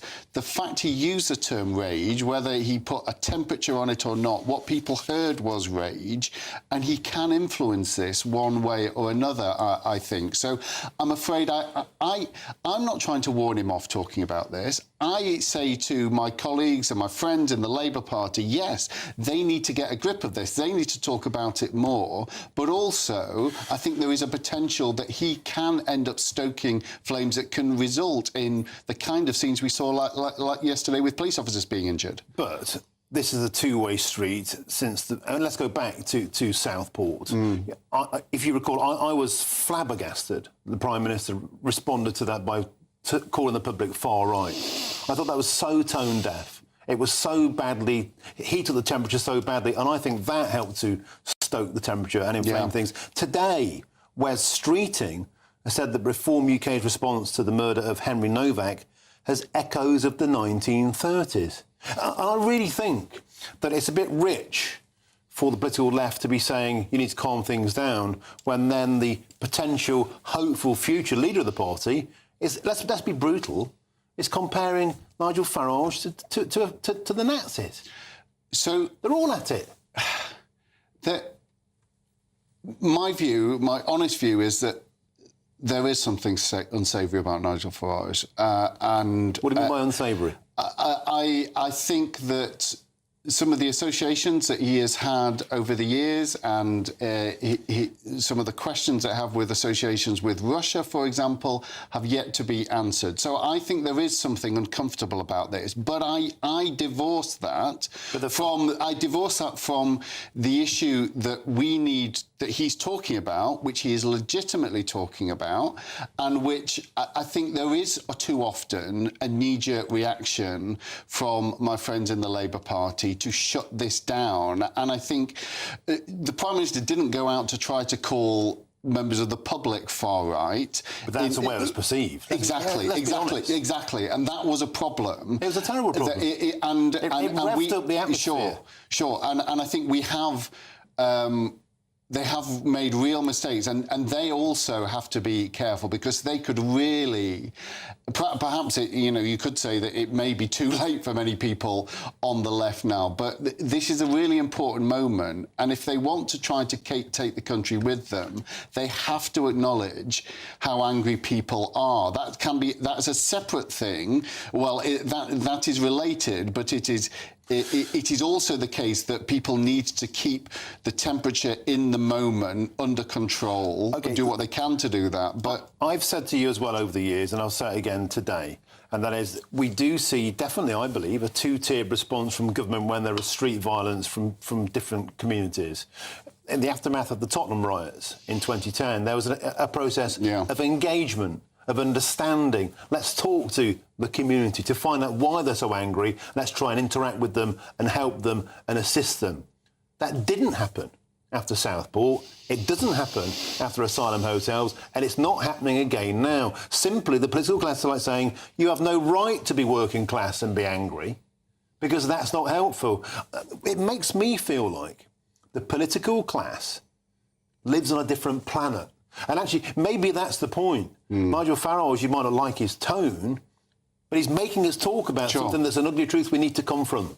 And Nigel Farage is getting a lot of credit. Look at the opinion polls for the way he's championed this. It is a massive challenge to the centre, but it still is the case that I hope he would not want to see rioting on the streets, and that he is in a really influential position because he's listened to, that I think there is a way in which you can keep being really firm about making these points, but you do so in a way which does whatever you can to try to avoid this spilling out into the kind of unrest we all fear now. But do you not think, and this is where I think that the entire political establishment gets this wrong, and so does our media, and so does academia, and so does basically all of the establishment, as you might call them, and there is a refusal to listen to working class anger. Sure. It's just condemned. It's condemned outright. And I wonder why that happens. I think it's so tone deaf. It precipitates a feeling of you don't understand us, you don't care about us, actually you hate us. That has been the impression over too many years, and for too long the political class, the mainstream, has largely dismissed those concerns over race, over immigration, concerns that changes in imported extremism, people were saying that was far right to talk about. That was wrong, and that is one of the key factors why the Labour Party, and to an extent the Tories, are trailing on historically low polling numbers, and Nigel Farage is odds-on favourite to be Prime Minister. Now, that should be a massive wake-up call to my friends. And look, I am in, as you can hear, I'm in this category of people who doesn't think that Nigel Farage would be good for the country as Prime Minister. But we have a challenge, actually, to address people's concerns and show that we are listening, and we're losing at the moment. I think people just think all the time that the political establishment attacks the messenger and just ignores the message. And there is a message. There is. People want to be listened to. Sure. No, I get that.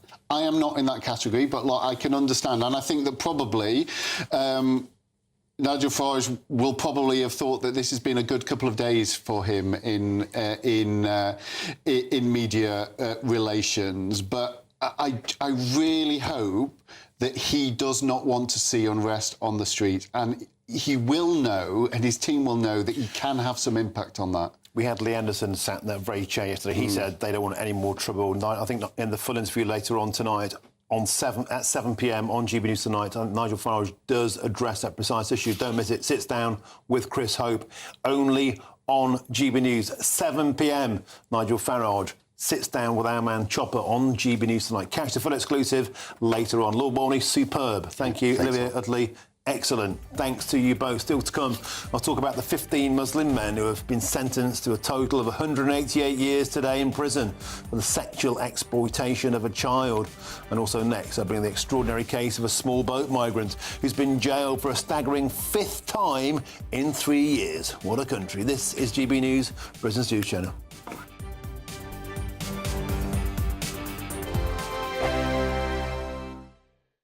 Exciting news. Every Friday, my Patrick Christie's Tonight Show is going to have a twist to it.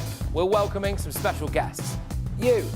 That's right, on Fridays I'm going to be doing my show in front of a live studio audience because this show is about you and what you have to say. It's going to be the same big debates, same big topics, same big opinions. But every Friday night at 9 p.m, you are invited to come on down to Patrick Christie's Tonight to be a part of the action. Only on GB News, the People's Channel, Britain's news channel. At GB News, we love to hear from you, our loyal community. So drop us a line at gbnews.com/yoursay. There you can talk to each other and also to the presenters live on air. gbnews.com/yoursay, because GB News is your channel, Britain's news channel. At the stroke of midnight, the news doesn't stop, and neither do we. Day in, day out. Forget stuffy late night TV shows. We're giving you a front row ticket to the centre of the political universe. Because breaking news doesn't wait for the morning. And neither do we. Join us for one of the most controversial and volatile times of politics in human history. A very big story. Big story over here. You won't get this anywhere else. The Late Show live at midnight, every night. Only on GB News. Britain deserves a newsroom that puts the facts and your voice first. Well, and that's what you get on GB News. Lively debates, lively conversation. And we're not afraid to hold power to account. And each other. So join me, Andrew Pearce. And me, Miriam Gates, for Britain's Newsroom, weekdays from 9:30 on GB News. Welcome to Free Speech Nation with me, Josh Howard. This is the show where each week we see what's happening in the world of culture, current affairs and politics. First we'll say, welcome to the UK. Oh, thank you. And we're not afraid to use our free speech so that you can use yours. It's not controversial in the slightest to anyone who hasn't lost their mind. Free Speech Nation, Sunday nights at 7 p.m. Only on GB News, the People's Channel, Britain's news channel. Join me, Nana Akwe, for an informative, interactive news programme with a difference. It's fun. No, you didn't say that, Dave. I'm so surprised. I think there's an element of truth to that. Join me from 3 p.m. every weekend, only on GB News, Britain's news channel. I've been in Westminster for a long time, but I know that though power may be here, its effect on people's lives is across the whole of the country. We may be where rules are made, but it's where they're implemented that matters. Join me, Jacob Rees-Mogg, for forthright and frank discussion on where Britain has come from, where it's going, and where it will end up.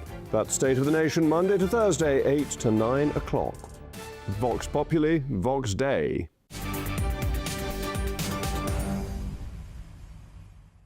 Welcome back. Time is 4:26 with me, Martin Daubney, here on GB News. Now, an astonishing story. An Iranian asylum seeker who crossed the channel illegally via a small boat has been jailed for a staggering 5th time in 3 years. Farhad Hasnavi caused more than £10,000 worth of damage through a series of attacks on a Norwich asylum hotel and the city's main police station. Now, magistrates sentenced him to 8 weeks in prison. His asylum claim remains under assessment by the Home Office. Here we go again. Let's speak now with the Research Director for Migration Control, and that is Robert Bates. Rob Bates, 8 weeks in clink for an illegal immigrant who's staying in a taxpayer-funded hotel for bashing up a hotel that we're paying for, bashing up a shopping centre, and they're still saying they're reviewing his asylum. I say it to you so many times, have the lunatics taken over the asylum system?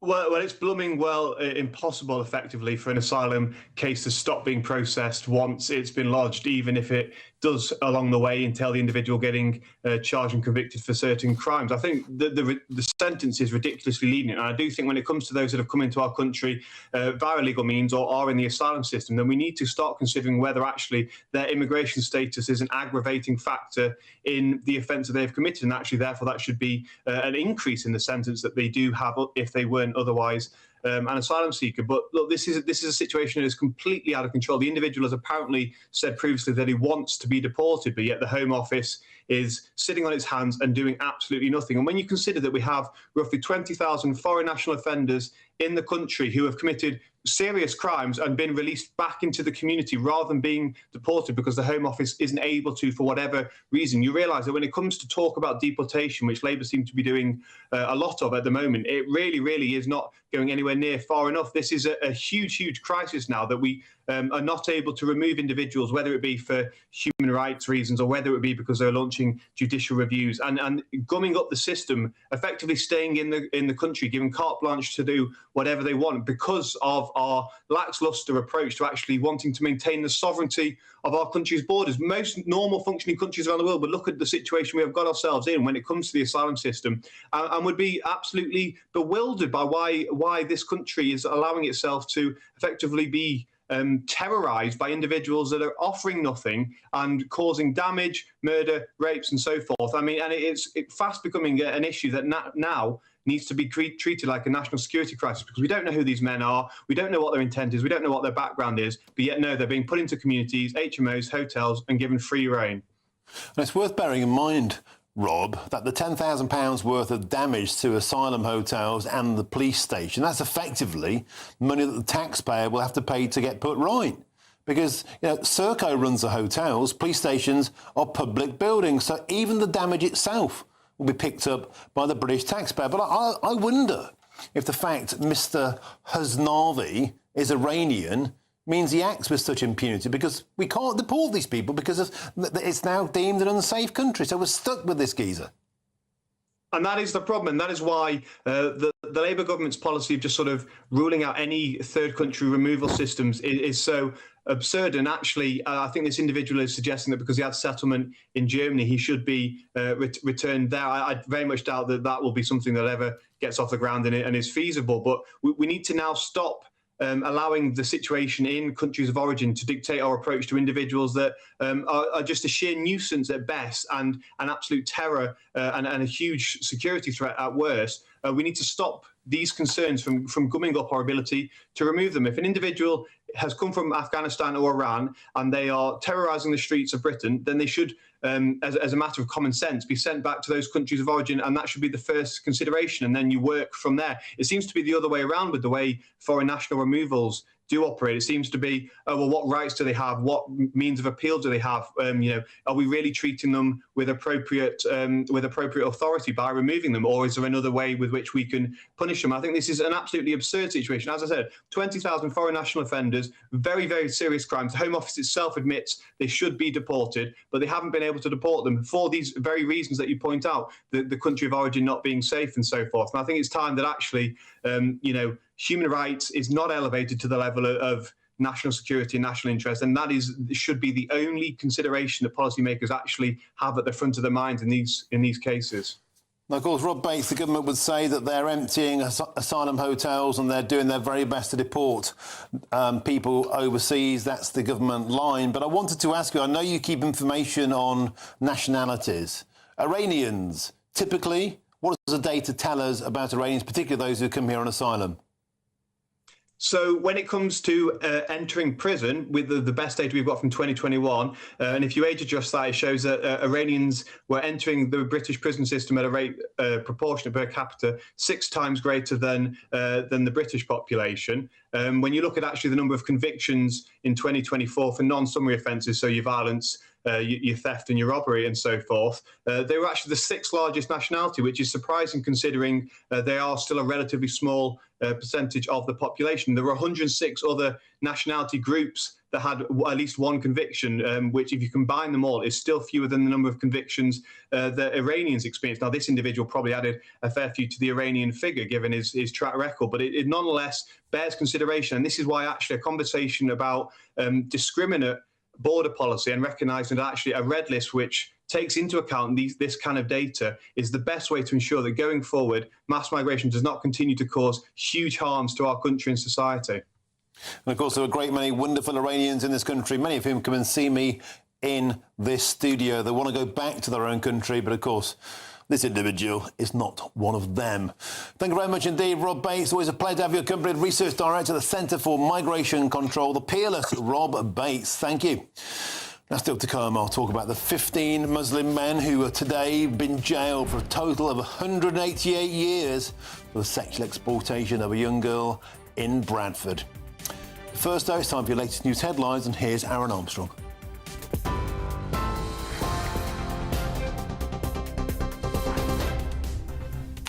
Thank you very much, Martin. The headlines from the GB newsroom. We will start with Sir Keir Starmer. He is to meet the family of Henry Novak later today at Downing Street.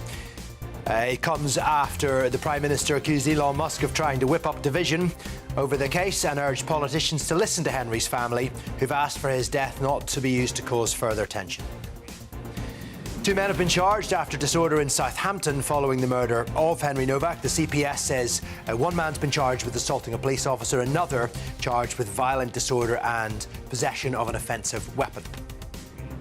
New messages show Sir Keir Starmer's top aide told Lord Mandelson he was so sorry after he was fired because of his relationship with Jeffrey Epstein. The texts from Darren Jones were not included in the published files because they were reportedly on his old phone. Hezbollah has rejected a US-backed ceasefire between Israel and Lebanon. The group says any agreement must begin with a full Israeli withdrawal from Lebanese territory. Israel has continued to strike the south of the country. And tube drivers have walked out for a second time this week, causing fresh disruption across London. The RMT says the dispute over a 4-day week is about fatigue and longer shifts. TfL says the plan is voluntary and drivers can stay on their existing arrangements. And you're up to date with the headlines. A full bulletin coming up at 5. Tune in to GB News Radio wherever you are. Online, on DAB digital radio, on TuneIn, on Radio Player, on Nation Player and on your smart speaker. Just say, play GB News.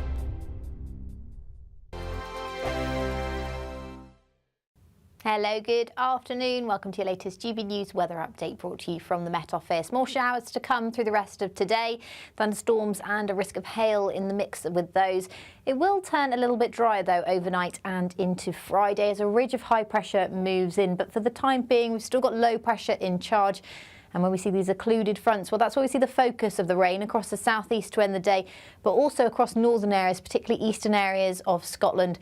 Those showers will be likely quite persistent into this evening. Elsewhere, though, it turns much drier overnight. Still a few showers here and there, still quite a lot of cloud around, but certainly drier overnight than it has been through the day. And temperatures will fall away a little bit lower than they have done recently, but most towns and cities should be in the double digits to start the last day of the working week, which brings with it a bit more sunshine. Now, it's not going to be entirely dry. We've still got westerly winds and unsettled picture with showers moving in from the west. So parts of western Scotland, parts of western Northern Ireland as well will see a bit of a damp start. But you notice the eastern areas more in the way of sunshine, some brighter weather through the morning.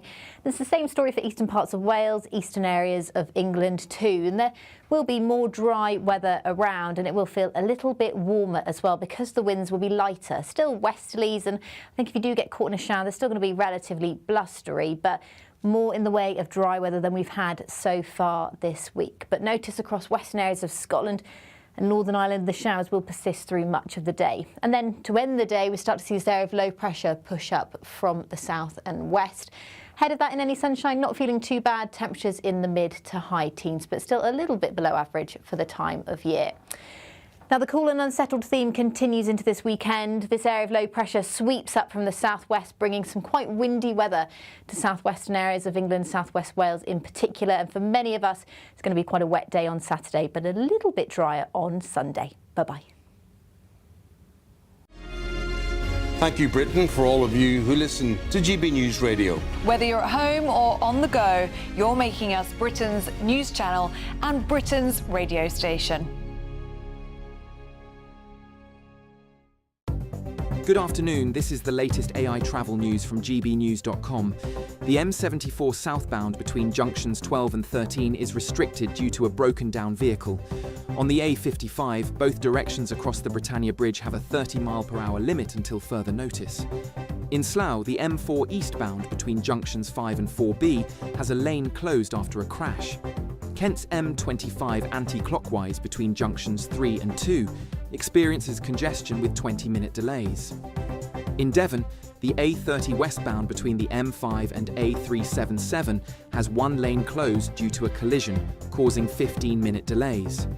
For more travel news, go to gbnews.com.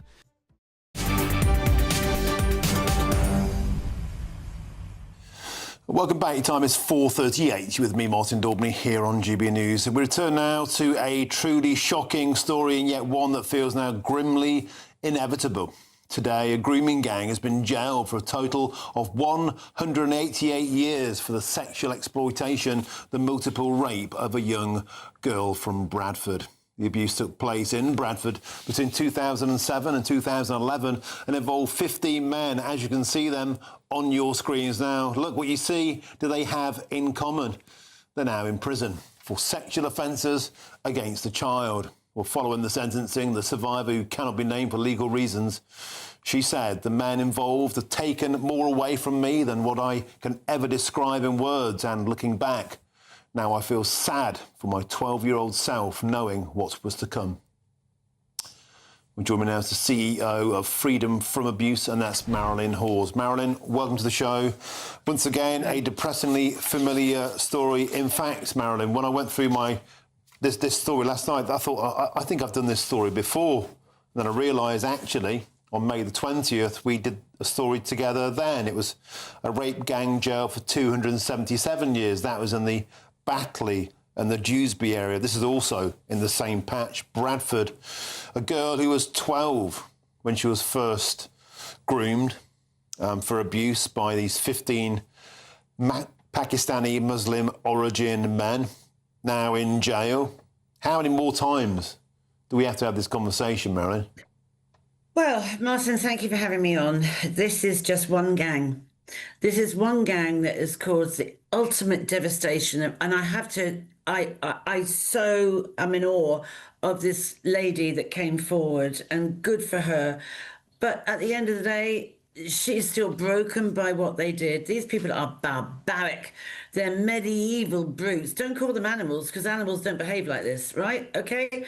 So, you know, truthful, there they are, 15 of them, not English. I have been going on about this for nearly 23 years, about Pakistani gangs. I've been called racist. I've been called everything. I am not racist. I know Maggie Oliver. We both are in the same camp. And look at these men. When they did this to this woman, you know, or a little girl when she was, they would have been in about 20s and they were 30s. But when you look at it, 188 years, you go, oh, goody, goody, isn't that wonderful? No, because when you actually pare it down, these men have got about 10 years. They're going to be out in, as we know, because 10 years doesn't mean 10 years, they're going to be out in about, 6 years? They have ruined this girl's life, absolutely ruined it. And this is only one gang, Martin. This is going on across the UK. As we speak, there are still multiple gangs working across the UK, and they are coming in and paid for by current gangs. They're coming in on these wretched rubber boats, and they are absorbed into that community. So you've got the Pakistani people who believe that, it's okay because the Quran says we can rape white girls. No, you can't. That's our law. We don't have this in our country. Marilyn, a reminder, of course, I know temperatures run high, but it's not all Pakistanis doing this. But it is fair to say, Marilyn, it is fair to say that there has been a reluctance to embrace the reality that disproportionately, it is true to say, Pakistani and British Pakistani origin men are more likely to be taking part in this. Let's get their pictures back on the screens again, because I want to read through their names. We need to remember their names. Azif Budhir, Abdul Basith, Burhan Adan Ali, Mohammed Yasir, Mohammed Nadim Ali, Jamil Ahmed, Ajmad Hussain, Ashkaf Ahmed, Aftab Ahmed, Anwar Aziz, Yusuf Bhatti, Faisal Rashid, Omar Taj, Shanil Haq, all rapists, all paedophiles, all in prison. But as you say, some of them, 12 years for 4 rapes, 3 years a rape. I mean, this was going on for over 4 years. It really does make you feel, Marin Hawes, that the sentences dished out for these devastating crimes are contemptible. They are contemptible. They're utterly awful. I mean, I come from Southampton, so let's just shift onto one side. I'm extremely upset, as so many people are, about Henry Novak, right? And again, are we talking about two-tier policing? Are we talking about two-tier sentencing? I mean, I'm not being funny. Keir Starmer can go and do one for all I care, because he doesn't have a clue. I mean, he's so smug. And Shamad Mahmood is exactly the same. And I mean, it's just dreadful. This is one gang, Martin. It's still going on. As we are speaking now, there will be girls being collected around the UK from school gates. I've seen them. I've seen them in all sorts of towns. It's going on now. This is one gang. And these gangs are paying for people to come in over these boats, and they are absorbed into the black community or the black dark money community where they are absorbed in. But also, on the political point, I hear what you're saying about Henry Novak. This abuse, though, it took place between 2007 and 2011. I mean, this is like Gordon Brown was the Prime Minister, Tony Blair. So the point is, this has been going on over successive political regimes. It's been going on for decades. And I think finally, at last, I think these cases are so horrific. I think we have to do them because we owe it to the survivors to make sure we keep repeating it, so we have to try and stop them. Martin, so many people don't survive. They don't survive. So many take their own life. This young lady who is, I mean, look at what she says. You know, I do commend her courage and her bravery, but what does she say? You know, look at her. She had been featured in multiple missing persons reports. Oh, hello. Oh, now we're talking about the failure of the authorities, aren't we? Multiple missing persons. She has, again, like so many, been failed by the people that should be protecting her. It is outrageous. It's absolutely outrageous. And, you know, as in 2011, so 4 years of 15 men raping her. These guys hunt in packs, Martin. They are connected through family and friends. And what you're looking at is another generation of the same-minded people that are operating across the UK. And Maggie Oliver, I'm right on side with her. People go on about human rights. We live in this country. We have human rights. The children have human rights. You look up the UNICEF. Children's human right is that they stay safe. And the authorities that should keep them safe are failing them. It's absolutely despicable. I'm sorry I'm angry, but I'm very upset. Marin, I can tell you what, and I totally agree. I'm afraid we have to leave it there. We've run out of time. CEO, Freedom from Abuse, Marilyn Hawes, thank you. The Home Office has announced £100 million to fight child sex offences and protect victims and survivors. The Home Secretary, Shabana Mahmood, saying there'll be no hiding place for the predatory monsters who committed unimaginable crimes of sexual abuse and exploitation. We will track down these vile rapists and put them behind bars. And to the credit of the powers that be now, that has been done. 15 men in jail for 188 years, and may they long rot there. Coming up next, the inquest into the death of Henry Novak has resumed today. And our man Jack Carson has been following the case, and we're bringing us all the very latest after the break. But meanwhile, we're in search of some holiday sun, and here is the forecast of some of the top European destinations. Can't wait to get in that sea. Lovely and warm. Just like the feeling of having great travel insurance. All Clear Travel Insurance sponsors GB News Travel Destinations Forecast. Things are warming up over Italy and Croatia as we head towards the weekend. Plenty of sunshine across Spain and Portugal also. Brisk winds, but sunny spells likely for Madeira and the Canary Islands. There's lots of sunshine for the Algarve and most of the Spanish costas. Just a small chance of a bit more cloud in the east and perhaps 1 or 2 showers. A bit more cloud over central Italy on Friday, but that should be clearing away. And as I said at the start, temperatures likely to be on the rise in Rome and also Dubrovnik as we go through the weekend. All Clear Travel Insurance sponsors GB News Travel Destinations Forecast.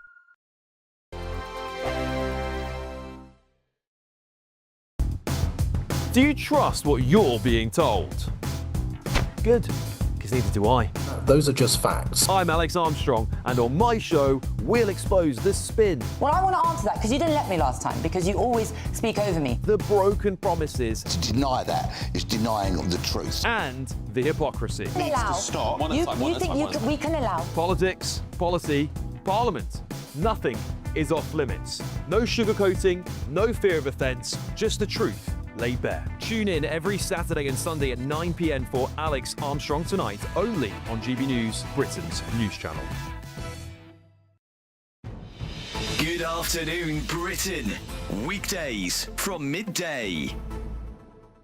Clearly, it's a terrible loss of revenue for Mr. Bezos there, but I guess it's part and parcel of the move forward to try to determine what possible anomalies there are.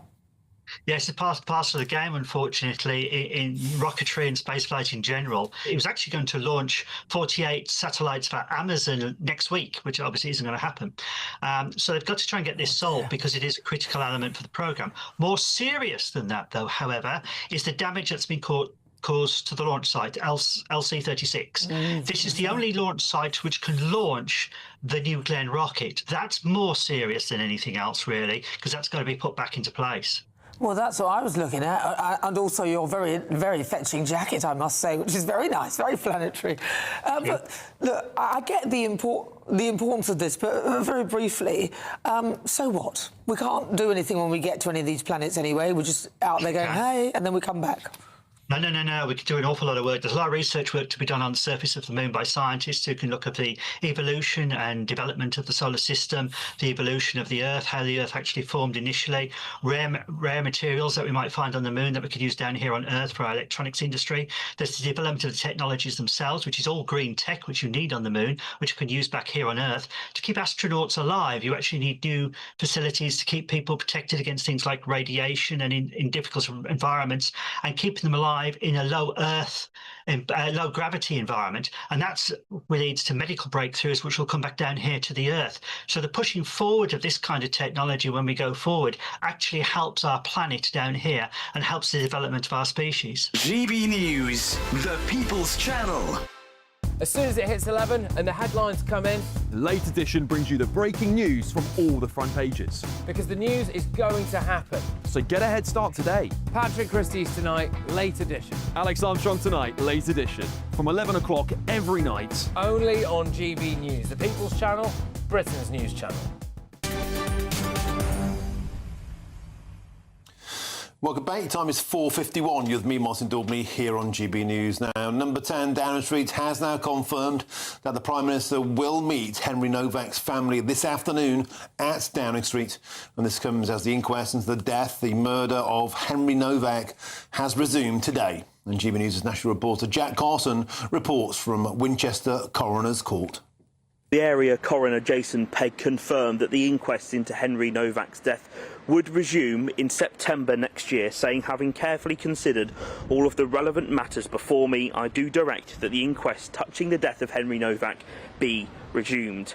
In a hearing which lasted no more than 20 minutes, the medical cause of death was given after the post-mortem as a stab wound to the chest, adding, Mr Pegg, saying that the Crown Court has largely established how Novak came by his death, but that when he died, he had been arrested and was therefore in the custody of the state, saying what that means is Article 2, which is the right to life, the investigative duty, had been triggered, saying the scope of any inquest where Article 2 is engaged is not simply how someone came by their death, but also in what broader circumstances. He said that I am not satisfied that the investigations that have taken place so far in relation to the death of Henry Novak have fully discharged the investigative Article 2 obligation, pointing out, though, that those investigations were not and are not necessarily intended to discharge such obligations. He said that he is satisfied that there are sufficient reasons to allow the public and the family scrutiny of all of the circumstances by which Henry came to his death to meet those obligations. Saying in the hearing today, Mr Pegg, that a police officer's first objective is to preserve and protect life, and that the issue in this case is likely to be whether an act or admission by a police officer or any delay in the treatment of Henry Novak received, caused or contributed to their death. He says, Mr Pegg, that an inquest will allow such scrutiny, that it will be a public hearing of the broad circumstances by which Henry came by his death. He says having an inquest will also allow Henry's family to effectively participate in those proceedings too. That inquest will sit on the 20th of September 2027 at this time, and it will be an inquest that will be heard by a jury.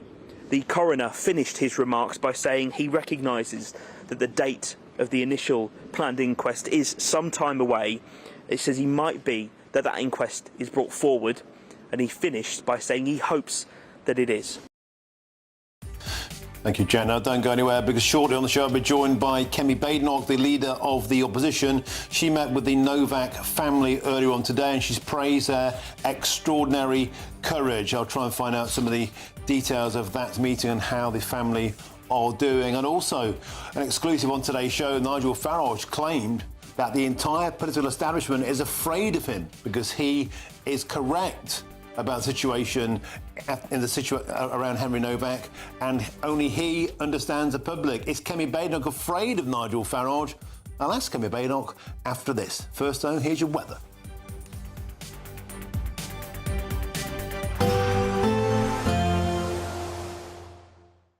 Expect warm spells with the odd rude interruption. Boxed Boilers sponsors the weather on GB News. Hello, good afternoon. Welcome to your latest GB News weather update, brought to you from the Met Office. More showers to come through the rest of today. Thunderstorms and a risk of hail in the mix with those. It will turn a little bit drier, though, overnight and into Friday as a ridge of high pressure moves in. But for the time being, we've still got low pressure in charge. And when we see these occluded fronts, well, that's where we see the focus of the rain across the southeast to end the day, but also across northern areas, particularly eastern areas of Scotland. Those showers will be likely quite persistent into this evening. Elsewhere, though, it turns much drier overnight. Still a few showers here and there, still quite a lot of cloud around, but certainly drier overnight than it has been through the day. And temperatures will fall away a little bit lower than they have done recently, but most towns and cities should be in the double digits to start the last day of the working week, which brings with it a bit more sunshine. Now, it's not going to be entirely dry. We've still got westerly winds and unsettled picture with showers moving in from the west. So parts of western Scotland, parts of western Northern Ireland as well will see a bit of a damp start. But notice the eastern areas more in the way of sunshine, some brighter weather through the morning.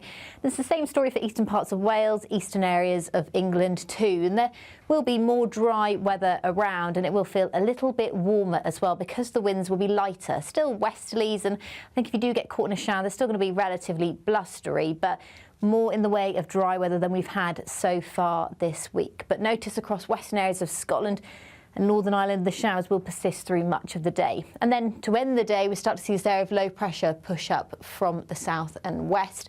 Ahead of that, in any sunshine, not feeling too bad. Temperatures in the mid to high teens, but still a little bit below average for the time of year. Now, the cool and unsettled theme continues into this weekend. This area of low pressure sweeps up from the southwest, bringing some quite windy weather to southwestern areas of England, southwest Wales in particular. And for many of us, it's going to be quite a wet day on Saturday, but a little bit drier on Sunday. Bye-bye. Expect warm spells with the odd rude interruption. Boxed Boilers sponsors the weather on GB News.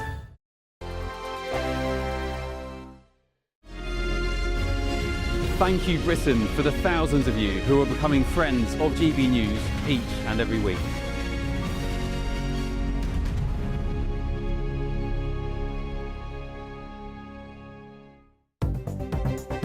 Good afternoon, this is the latest AI travel news from GBNews.com. The M6 northbound in Cheshire East at junction 18 has delays due to a collision. The A38 in Staffordshire between the A5 and A5148 also has delays. The M25 anti-clockwise in Kent between junctions 3 and 2 is congested. Near Newquay West, the A30 eastbound in Cornwall has a lane closed due to a collision. The A55 across Britannia Bridge has a speed limit of 30 miles per hour. And on the trains, disruptions affect services between Milton Keynes Central and Watford Junction on both Avanti West Coast and London North Western Railway. For more travel news, go to gbnews.com. We're counting down to a spectacular summer. It's your chance to win £76,543 and 21 pence in totally tax-free cash. A lump sum that you could have in time to splash out with this summer. And because it's tax-free, you get to keep every single penny. For a chance to win, text cash to 63225. One entry costs £2.50 plus one standard network rate message. Or text bonus to 63225. 5 entries cost £5 plus one standard network rate message. Go to gbnews.com/win. Entries start at £2.50. Call 0903 686 3232. Calls cost £2.50 plus your network access charge. Or post your name and number to GB21 PO Box 8690 Derby DE1 9TT. UK only. Entrance must be 18 or over. Lines close at 4 p.m. on the 26th of June. This is a network giveaway. Entries will be pooled. Please check the closing time if listening or watching on demand.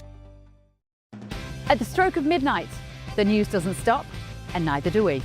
Day in, day out. Forget stuffy late night TV shows. We're giving you a front row ticket to the centre of the political universe. Because breaking news doesn't wait for the morning. And neither do we. Join us for one of the most controversial and volatile times of politics in human history. A very big story. Big story over here. You won't get this anywhere else. The Late Show live at midnight, every night. Only on GB News. Bold. They are under no illusion. Ray. Are you a human trafficker? Boundless. I've had enough of the nonsense, and I'm not afraid to say it. Don't get this on the BBC. Every weeknight, I tear through the headlines. The smell of gasoline. Should we be worried about it? From Westminster madness to cultural war chaos. What I'm going to do now is they are throwing things up the car as we speak. Get ready, Britain. Here we go. Patrick Christie's tonight, weeknights from 9 p.m. only on GB News, Britain's news channel.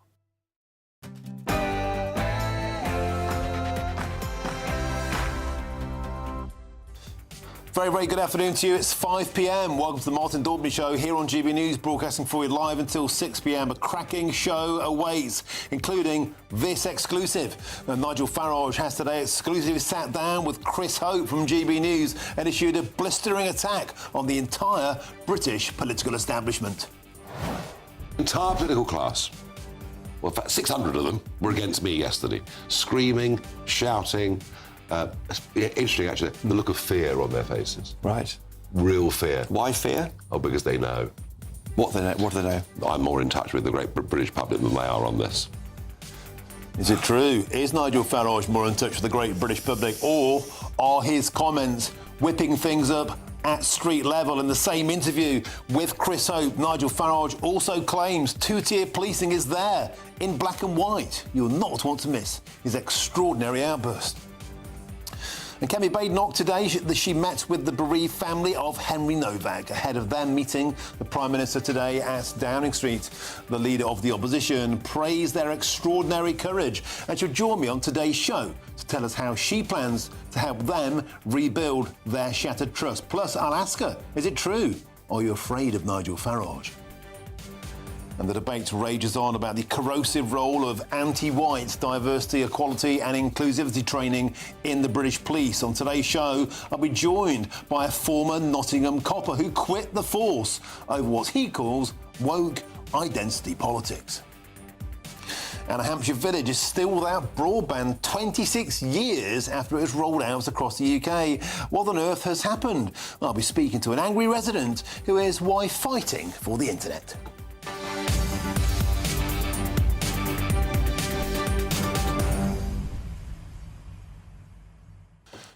Welcome to the show. It's a pleasure to have your company. Chris Hope joins me in the studio now. Earlier on this afternoon, in this very studio, Nigel Farage sat down, that's a blank camera, with our man Chopper, and he said, the entire establishment is afraid of me. Nigel Farage reckons that he's the only one who understands the great British public. Kemi Badenoch is saying Nigel Farage is being inflammatory. He's whipping the up. He's trying to pit people against each other. Who's right? Well, Kemi Badenoch will join me on the show this afternoon to have her say, and I'll ask her if Nigel Farage's accusation is true. Is she afraid of Nigel Farage? And meanwhile, I'm about to be joined by a former copper from my home city of Nottingham, who was a copper for 10 years. He walked away from the job, said it became woke, ridiculous, riddled with racism, precisely the kind of allegations of two-tier policing that we've heard in the aftermath of the tragic murder of Henry Novak. Don't go anywhere. We've got an action-packed hour for you. Get in touch with the channel, gbnews.com/your say is a way to do so, or scan the QR code on your screens now. But now it's time for your headlines, and here's Aaron Armstrong.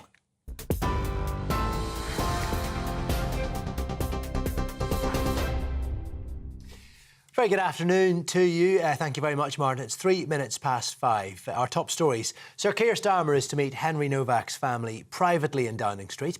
Speaking earlier, he said public figures should listen to Henry's family, who've asked for his death not to be used to inflame tensions.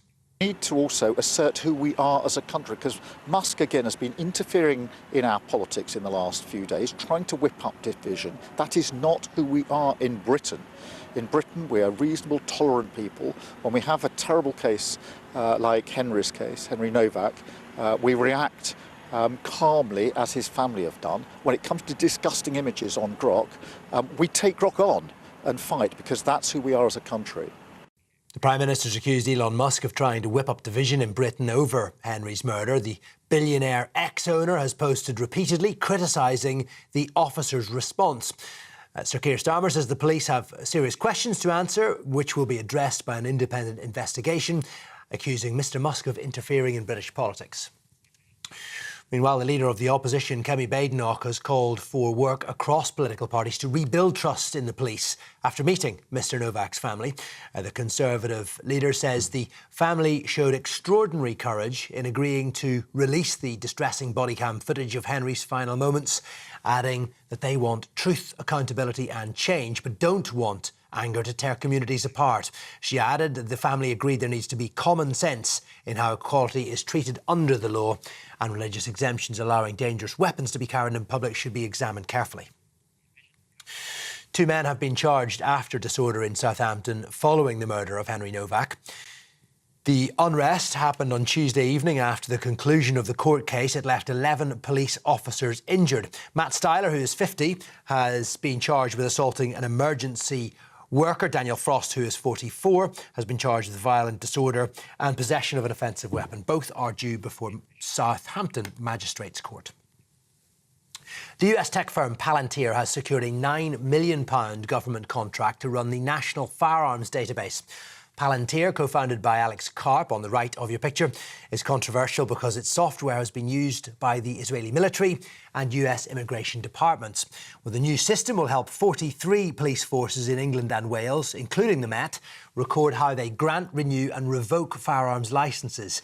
It comes just weeks after the Mayor of London blocked a £50 million contract between the company and the Metropolitan Police over a clear and serious breach of procurement rules. President Trump has criticised US lawmakers after they voted to restrict his authority over the war in Iran. The House of Representatives has passed a measure forcing him to seek approval from Congress or withdraw US forces. It passed by 215 votes to 208 after 4 Republicans joined Democrats in a public rebuke of the president's handling of the war. The White House has described the move as an unconstitutional attempt to restrict presidential power.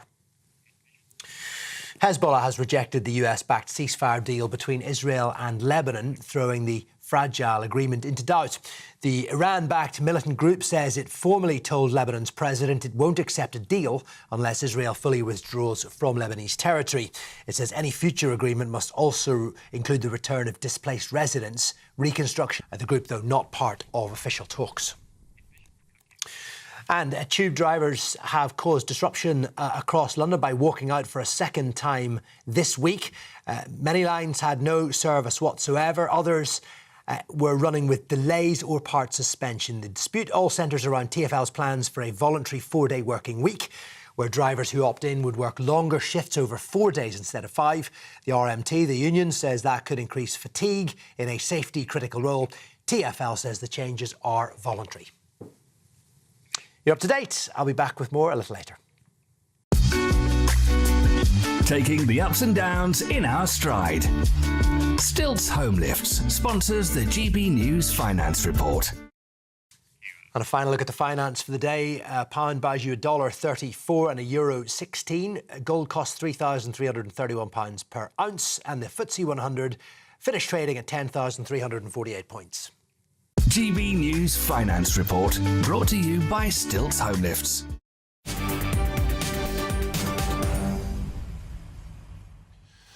Thank you very much, Aaron. Now, the Prime Minister is due to meet Henry Novak's family at Downing Street, and that's coming as Kemi Badenoch met with them earlier on today, and we're joined by the Tory leader very, very shortly. Now, this comes as in an exclusive interview with GB News with Chris Hope, airing at 7 p.m. tonight here on GB News. Nigel Farage, he hasn't backed down, he's doubled down on his comments around two-tier policing. That if you don't get rid of the perception, reality, both, of two-tier policing, and you finish up with lots and lots of angry, young, white working-class men. Was that fueled by your response? Oh, it was that. Well, that's what your critics will say. Of course they will, because they want to avoid the issue. Well, the Reform UK leader then took aim at diversity, equality and inclusivity policies within the British police. I mean, they can't even admit we've got two-tier policing, but it's there in black and white. These are the instructions that the police officers are given. And then Farage blasted this. The entire political class, well, in fact, 600 of them were against me yesterday, screaming, shouting. Interesting, actually, the look of fear on their faces. Right. Real fear. Why fear? Oh, because they know. What do they know? I'm more in touch with the great British public than they are on this. There you have it. Nigel Farage arguing the political class is scared of him because he's more in touch with the British public than they are. Now, the Fulham's View is on tonight. It's our man Chopper, head-to-head, mano-a-mano with Nigel Farage here exclusively on GB News. That's a sneak peek of it. I'm joined now by the man who did that interview, our political editor, Chris Hope. This is very much classic Farage. It's Nigel Farage against the entire establishment, and he just doubled down today. Oh, he really did, and he feels that he's the person in touch with the public. He says he's got evidence from serving police officers about DEI, diversity, equality and inclusion policies, how that is changing how they're policing. He thinks that, as he said, the 600 MPs in that room plus were out of touch. He was booed and heckled, attacked for saying what he knows is the truth. The questions for Nigel Farage are, why do you think you know better than the family? Because Henry's father, Mark, says he doesn't want Henry's death to be a moment of division, and that is what is happening because Nigel Farage hasn't fallen into line with the other parties on this. And politically, I think that's where he wants to be. He wants to be outside of the establishment, looking in, shouting on behalf, as he would see it, of the bulk of the British public.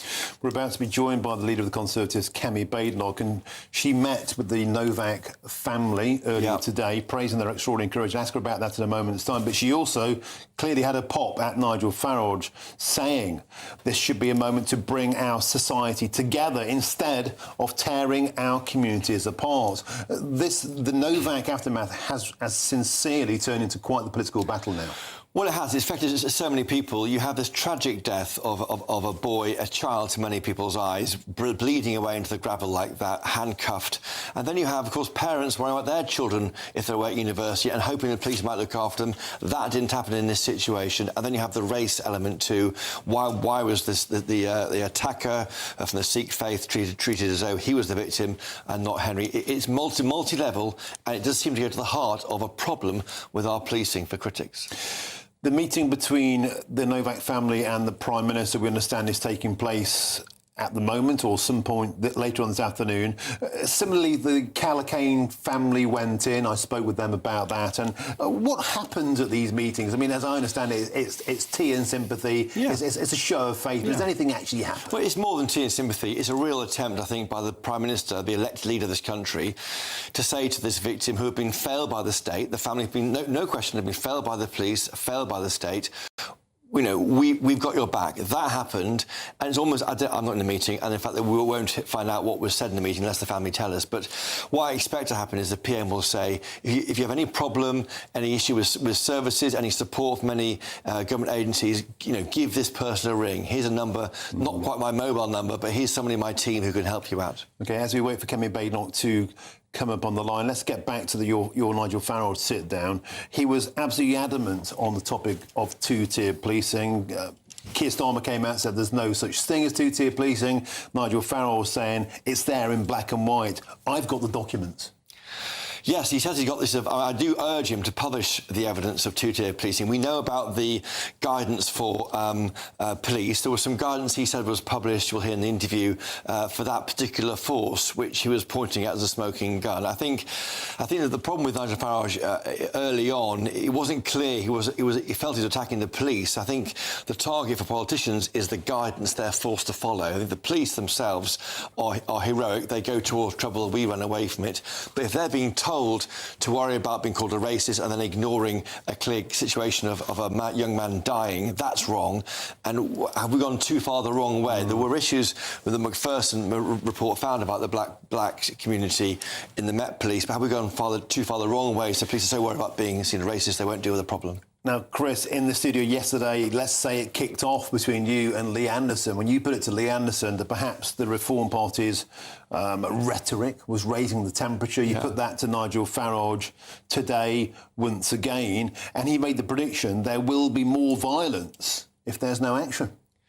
Well, it did, and the worry is by saying that it might fuel more violence. I think there's evidence about Southampton that some of the violence was coming in from outside of the area. We're so about to cut across you there because I'm delighted now to be joined by Kemi Badenoch, the leader of the opposition. Kemi Badenoch, welcome to the show. It's a pleasure to have your company today on GB News. May I first ask you, Kemi, about your meeting with the Novak family today? You've already praised their tremendous courage. How did it go? How are they?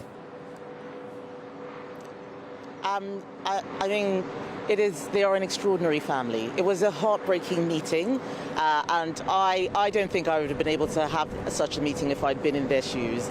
But they are really determined to get justice for Henry. You know, I spoke to his mother, Lucy. She kept talking about her boy, my little boy, because he was just 18. It wasn't that long ago that he said, which I found so moving, was that he was a good person, that he's the last person that this should have happened to, how unfair it was.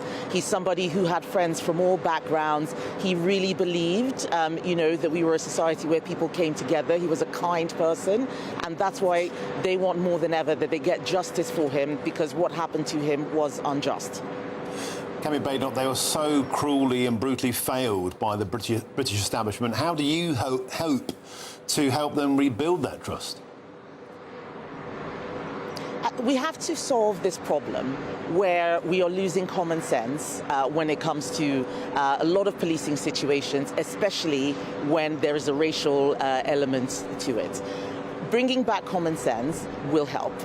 The thing that I think is the problem is a lot of the guidelines, race action plans and so on, which the police have brought in, they're not what the law says. I have written to them and spoken to them time and time again as a minister. There's a letter that's public I wrote in 2023, says the Equality Act is about treating everyone equally.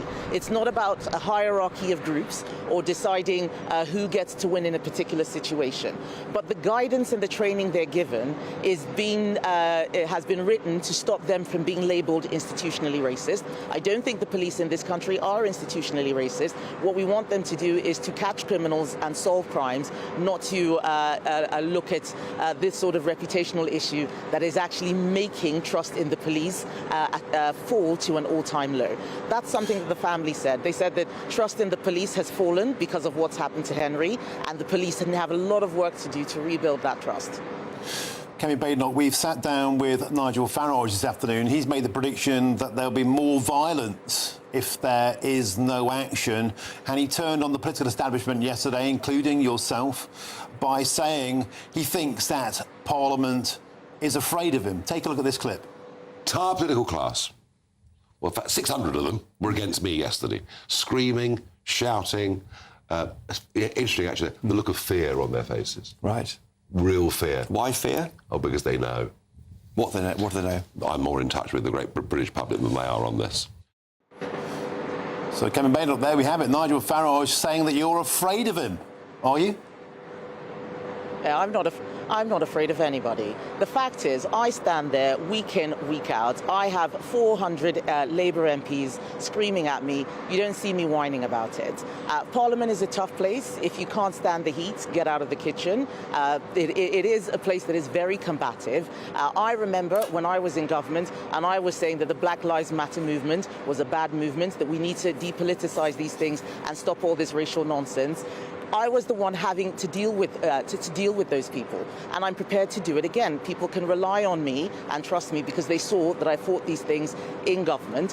What Nigel doesn't like is people disagreeing with him. There are some things he says that I agree with. Sometimes I don't necessarily like the way that he says those things, but that's politics. He's not the king. He's just got to deal with it. People will disagree with you. That's what we are there to do. We are politicians. Let's have the argument. You make your case, and then the public will decide.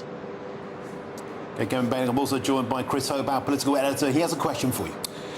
Yeah, Kemi Badenoch, can I quickly ask, did the Novak family reach out to you, or did you ask for the meeting? And just while we've got you also on this issue of what Nigel Farage said to MPs on Wednesday, he didn't condemn the violence in Southampton. Do you think he's got what's in him to unite the country if he becomes Prime Minister? I'm sorry, I missed that. He didn't condemn the violence in Southampton on Wednesday in PMQs. I wondered what you felt about that, because you deliberately didn't mention it in your questioning of the Prime Minister, did you? No. So first of all, with the family, we did reach out. We let them know that if they were happy to speak, this was an issue which I've been working on already. We had some policies and I wanted to get their views, and they very kindly said yes. And that's why I've said some of the things which they are happy for me to say. I'm not disclosing the entire meeting out of respect to the family. I think that that is important. I do think when there are protests that we should make it clear what kind of protests we want to see. I believe that this is a free country. People should be free to protest. But attacking police, throwing things at them, that's just violence. The police have enough to deal with. They're not perfect. But I want us to be able to criticize the police, not undermine them. The police themselves are often stopped from doing their job properly.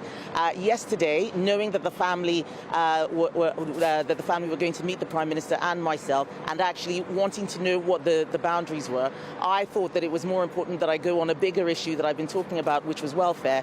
There are many ways that we can deal with what happened to Henry, but the family have asked that we do this cross-party, and PMQs is not the place to have a cross-party discussion, especially when you all know Keir Starmer doesn't give proper answers, so there's no point using those 6 questions for him to give some flim-flam. I wanted to talk about welfare and expose that he is bankrupting the country. He's taxing people to pay for more welfare. There's a lot that we can do to get justice for Henry, but Prime Minister's questions was not where I wanted to do that. I wanted to use it to pay tribute to Henry and his family, and that's what I did.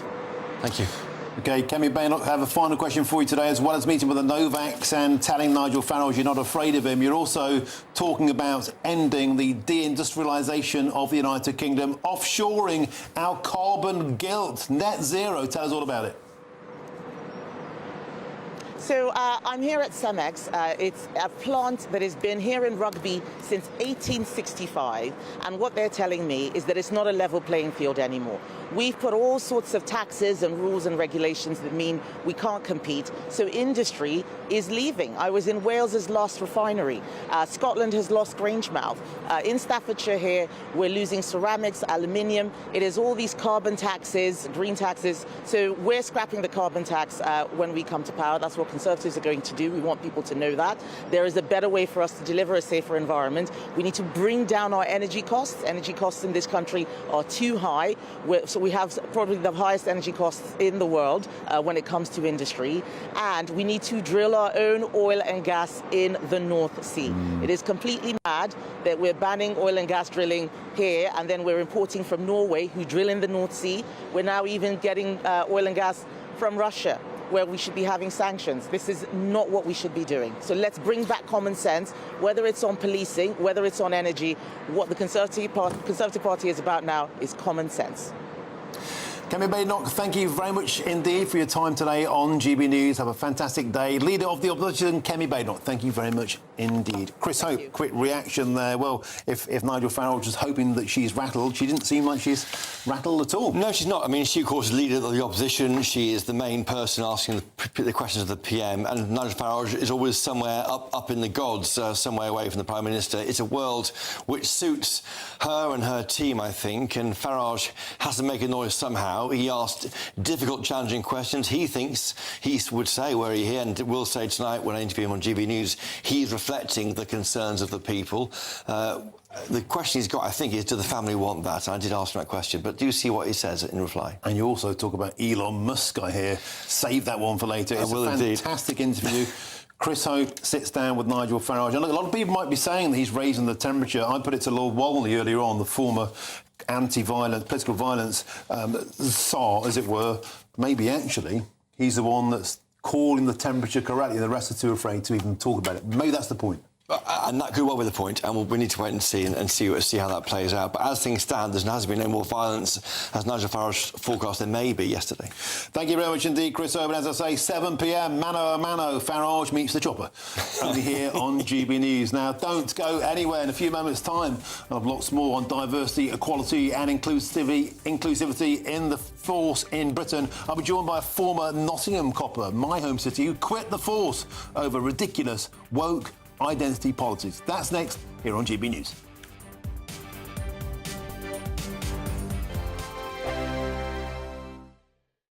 At GB News, we love to hear from you, our loyal community. So drop us a line at gbnews.com/yoursay. There you can talk to each other and also to the presenters live on air. gbnews.com/yoursay, because GB News is your channel, Britain's news channel. Some people enjoy lazy Sunday mornings, but not me. What's the truth of the matter? So that's a very live question. Would you support him if he waters down these plans? Before the spin sets in, I'll be getting to the truth. This is personal. No soft questions, no easy answers. It's one thing if the state has rules in this country. It's another thing whether the police and others actually police them. Setting the agenda and holding those in power to account. You can't really blame her if the system is set up this way. You will not want to miss it, trust me. The Camilla Tominey Show, Sundays from 9:30, only on GB News. Welcome to Free Speech Nation with me, Josh Howard. This is the show where each week we see what's happening in the world of culture, current affairs and politics. First we'll say, welcome to the UK. Oh, thank you. And we're not afraid to use our free speech so that you can use yours. It's not controversial in the slightest to anyone who hasn't lost their mind. Free Speech Nation, Sunday nights at 7 p.m, only on GB News, the People's Channel, Britain's news channel. 5 hosts, 5 opinions, 5 fearless debates, 5 unfiltered takes on the day's news. 5 reasons not to be anywhere else on Saturday night. This is the Saturday 5. You got me. You got me good there. Britain's biggest Saturday night TV show. It's not a bad brand. Yeah. Uncensored. Very, very racy tonight on the unpredictable. What did she say? Can you translate it for us? And always entertaining. And how can a country go from being led by William Wallace Saturday nights from 6 p.m, only on GB News. The People's Channel. Britain's news channel. You're going to want to stay tuned, trust me. Join me, Nana Akwe, for an informative, interactive news programme with a difference. It's fun. No, he didn't say that, Dave. I'm so surprised. I think there's an element of truth to that. Join me from 3 p.m. every weekend, only on GB News, Britain's news channel. You want to know what's really going on in the corridors of power? Labour don't know what to do with you half the time, and that makes you quite lethal in the chamber. Get behind the headlines with Chopper's Political Podcast. Join me, Christopher Hope, as I sit down with the great and the good of British politics. We'll see where this ruling takes us. These are the stories shaping our nation. Chopper's Political Podcast, available now on all platforms. Listen in and stay ahead.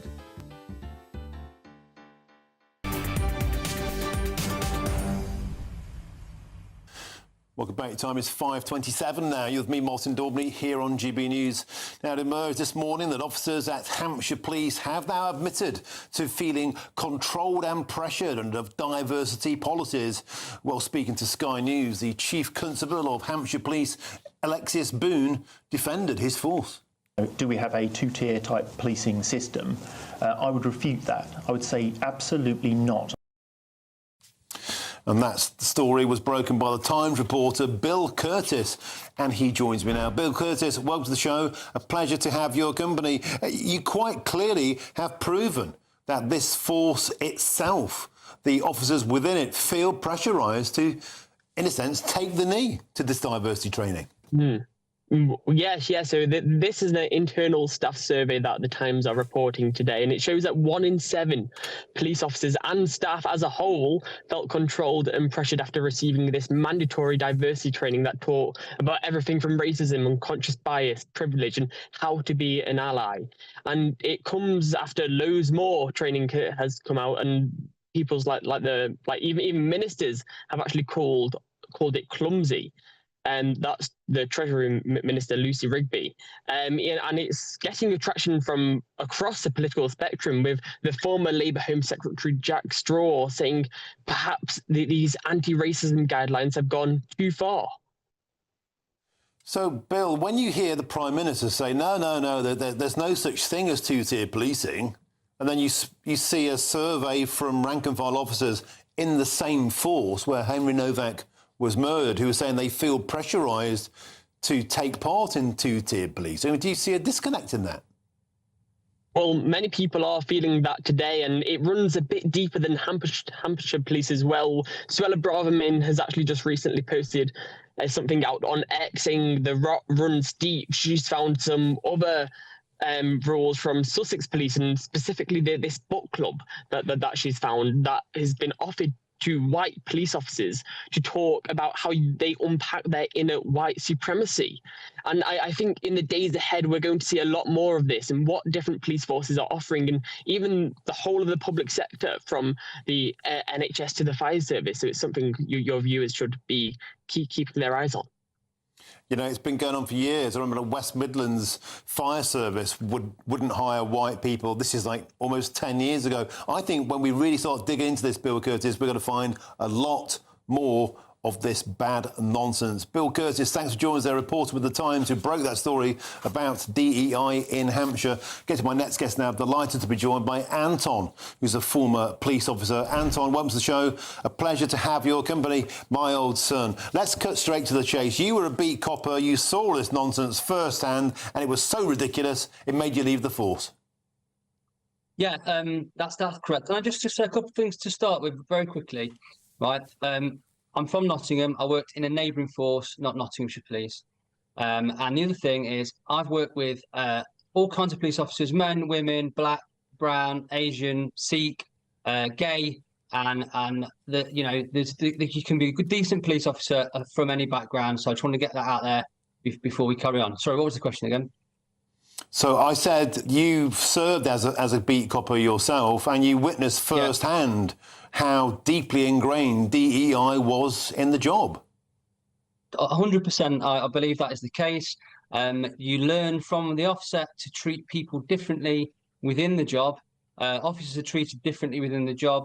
The police organisation is trying to reflect society, and it's struggling to get enough people from ethnic minorities into the police. So what they'll do is, when they do get people from ethnic minorities, or not just that, from the LGBT community or whatever, they will treat them differently within the job, and that is obvious to all. And I saw that from the outset.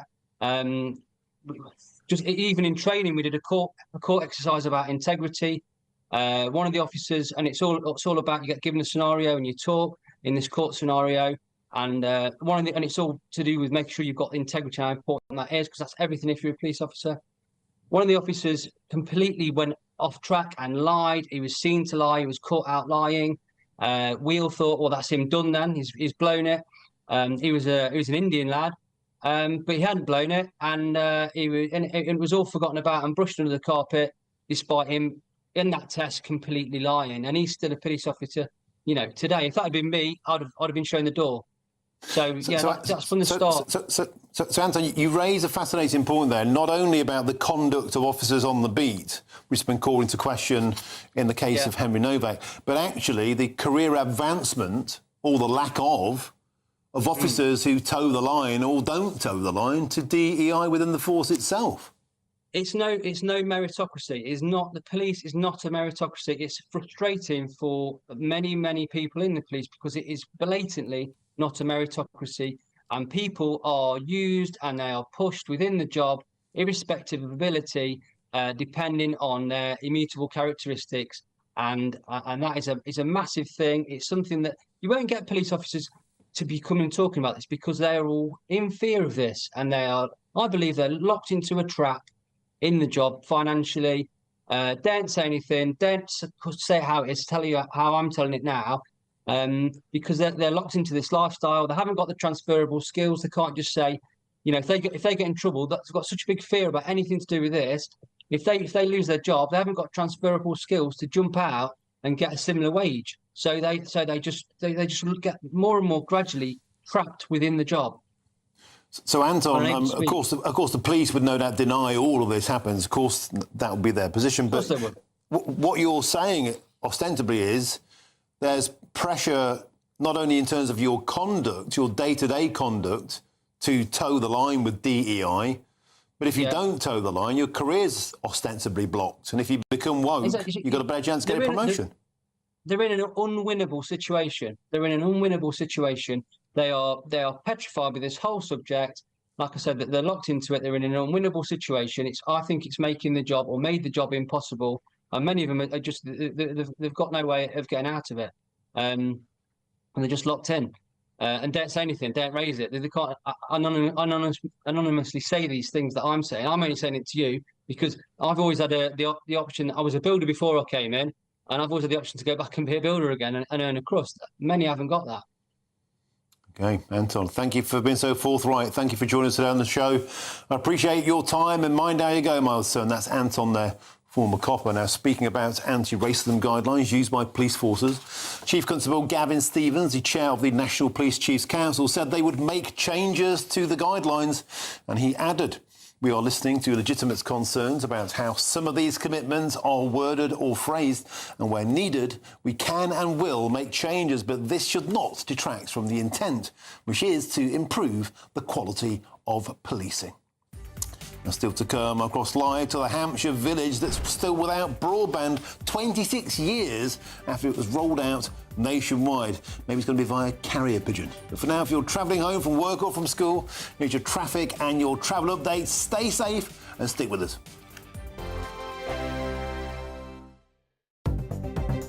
Good afternoon. This is the latest AI travel news from GBNews.com.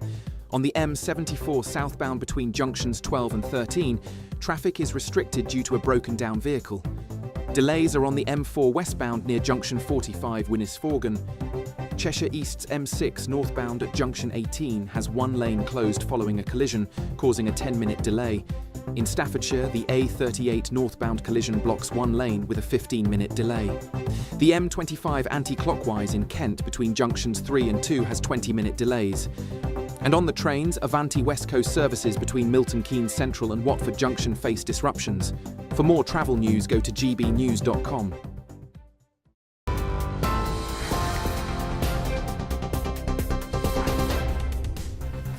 Welcome back to GB News. Let's get you up to date with the headlines. Sir Keir Starmer is to meet Henry Novak's family privately in Downing Street. It comes after the Prime Minister accused Elon Musk of trying to whip up division over the case. He urged politicians to listen to Henry's family, who've asked for his death not to be used to cause further tension. Two men have been charged after disorder in Southampton following the murder of Henry Novak. The CPS says one's been charged with assaulting a police officer, the other with violent disorder and possession of an offensive weapon. Three members of the Royal Navy who died in a helicopter crash in Devon yesterday have been named. The Ministry of Defence has confirmed the crew were Lieutenant Lily Mae Fisher, Lieutenant Commander Chris Grayson and Petty Officer Owen Green. President Trump has criticised US lawmakers after they voted to restrict his authority over the war in Iran. The House of Representatives has passed a measure forcing him to seek approval from Congress or withdraw US forces. And there's been more travel chaos across London today as tube drivers walked out for a second time this week. The RMT union says the dispute over a 4-day week is about fatigue and longer shifts. TfL says the plan is voluntary and drivers can stay on existing arrangements. And you're up to date for the moment. More coming up at 6 o'clock. Tune in to GB News Radio wherever you are. Online, on DAB digital radio, on TuneIn, on Radio Player, on Nation Player and on your smart speaker. Just say, play GB News.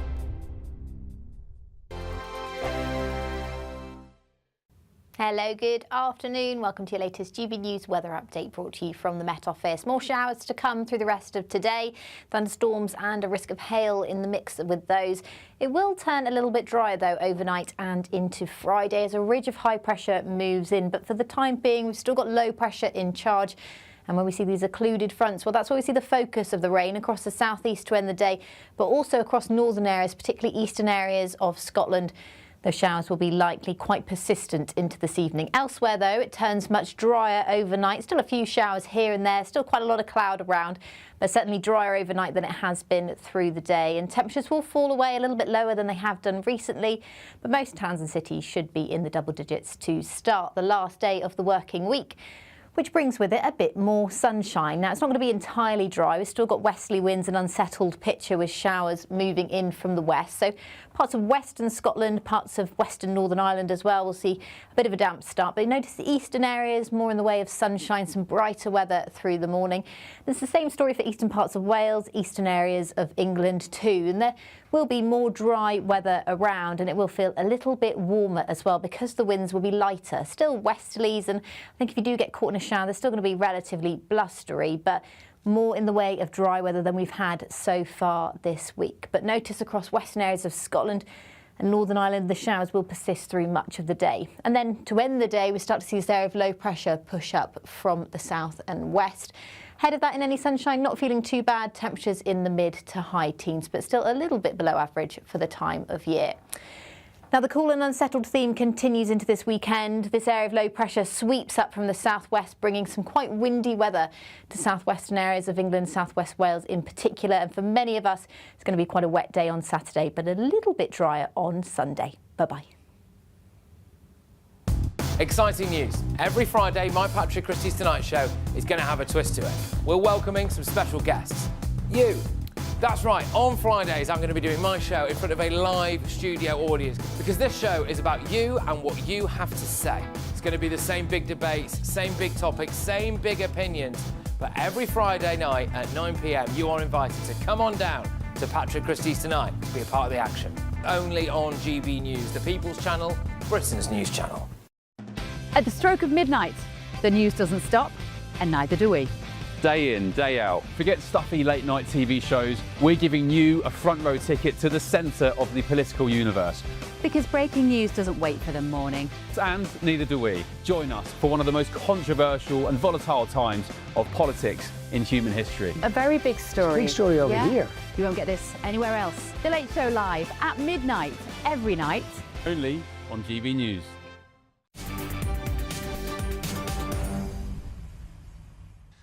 Welcome back. It's 20 to 6 with me, Martin Daubney, here on GB News. Now to the story of the English village that feels completely ignored and cut off because it hasn't got broadband internet. 26 years after it was rolled out nationwide across the UK. These guys didn't even get the millennium bug.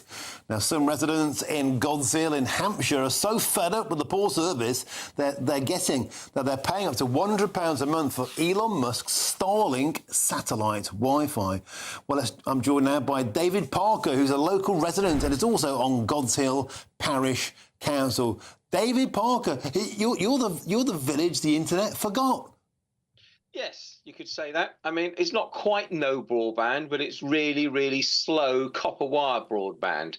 I mean, all the God's Hill residents want is the high-speed fibre broadband that the government had promised to us and has been promised on and off since 2017.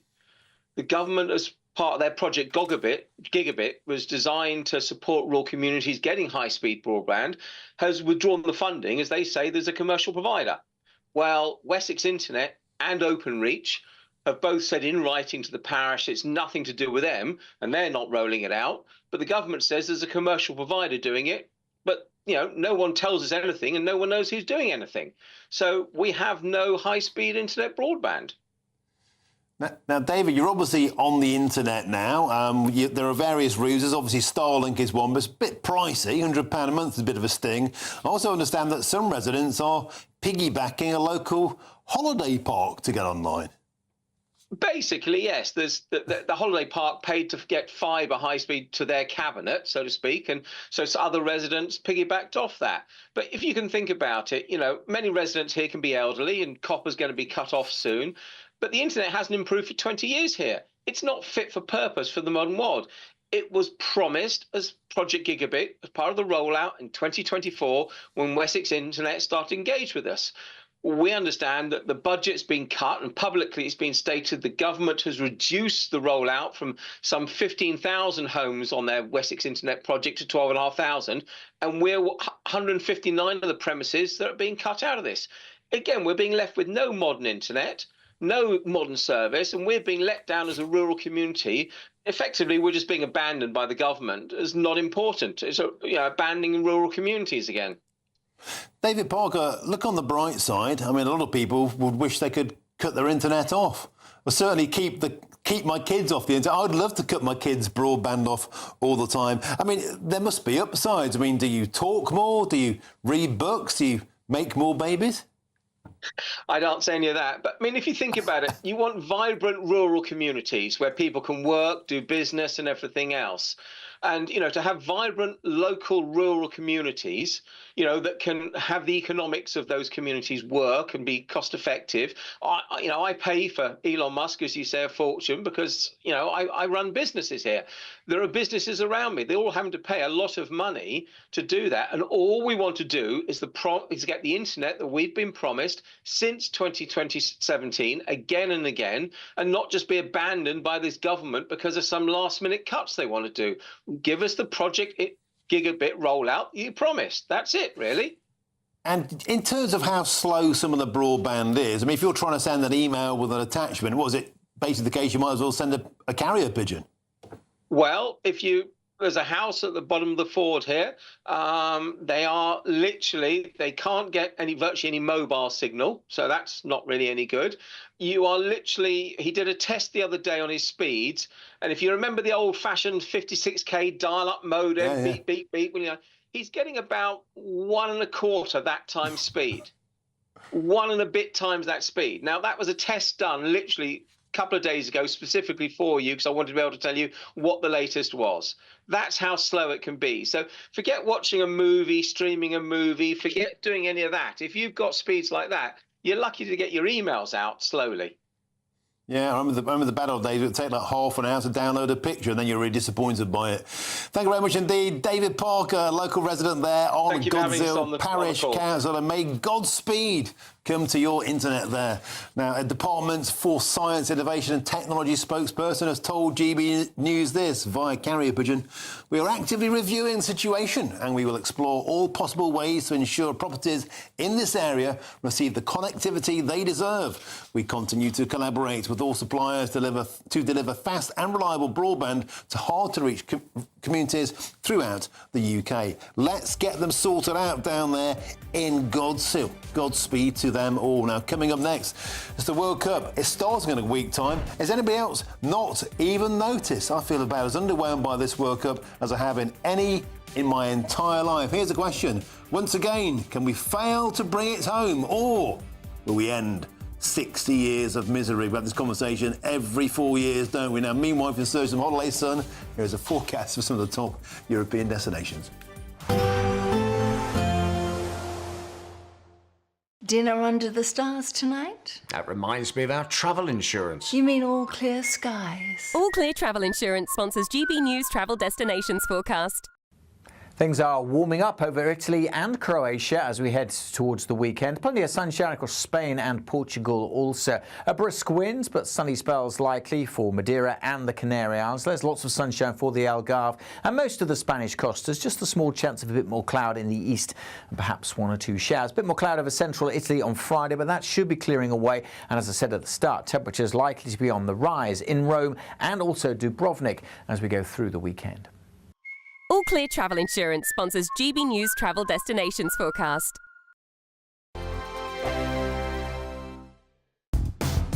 Do you trust what you're being told? Good, because neither do I. Those are just facts. I'm Alex Armstrong, and on my show, we'll expose the spin. Well, I want to answer that because you didn't let me last time, because you always speak over me. The broken promises. To deny that is denying the truth. And the hypocrisy. Needs to stop. You think we can allow? Politics, policy, parliament. Nothing is off limits. No sugarcoating, no fear of offence, just the truth laid bare. Tune in every Saturday and Sunday at 9 p.m. for Alex Armstrong Tonight, only on GB News, Britain's news channel. GB News Breakfast, every day from 6 a.m. I'm a bit worried about the future of the biscuit because it seems that people aren't really drinking tea in this country anymore. And I think you really need a cup of tea with a biscuit, but we're all coffee drinkers these days. Yeah, I mean, this might be a bit controversial, but I like a cup of coffee with a biscuit. But so I think it's fine. I think it's just, you know, things can kind of develop and change, and that's okay. But I think what doesn't change is that biscuits are such a sort of important part of the kind of bedrock of our culture. I mean, we eat more biscuits as a nation than any other nation by some margin. So, you know, and I think they're about sharing and connection as well. You know, that people taking a bit of time out, you know, for tea and biscuits or coffee and biscuits. You know, that's part of what it's all about. Why is it, though, that, I mean, because when we have this debate about, you know, well, what's your favourite biscuit, and loads of people get in touch, I mean, it always gets people going, but it also seems to take you back to your childhood. There's a real childhood connection with the biscuit somehow. It's also about the moments, isn't it? It's about the moments when you have biscuits, you know, the connections that we make. And I think that's probably what makes it kind of distinctive in our culture. You know, you go around to someone's house and they offer you tea and biscuits and a plate of biscuits. It's part of our hospitality as well. It is, and I like that you can have a biscuit at 11 o'clock a.m. and then a 4 o'clock biscuit, the correct times for biscuits, I think. I agree. 11s was a big part of my childhood. Yes, me too. There's never a wrong time. I have to say it's a big part of my adulthood as well. 11s. Oh, is it? Yeah, well, especially doing this show, you need 11s, you need 12s, you need snacks all day. You need a good biscuit anytime. GB News, the People's Channel. Britain deserves a newsroom that puts the facts and your voice first. Well, and that's what you get on GB News. Lively debates, lively conversation. And we're not afraid to hold power to account. And each other. So join me, Andrew Pierce. And me, Miriam Gates, for Britain's Newsroom, weekdays from 9:30 on GB News.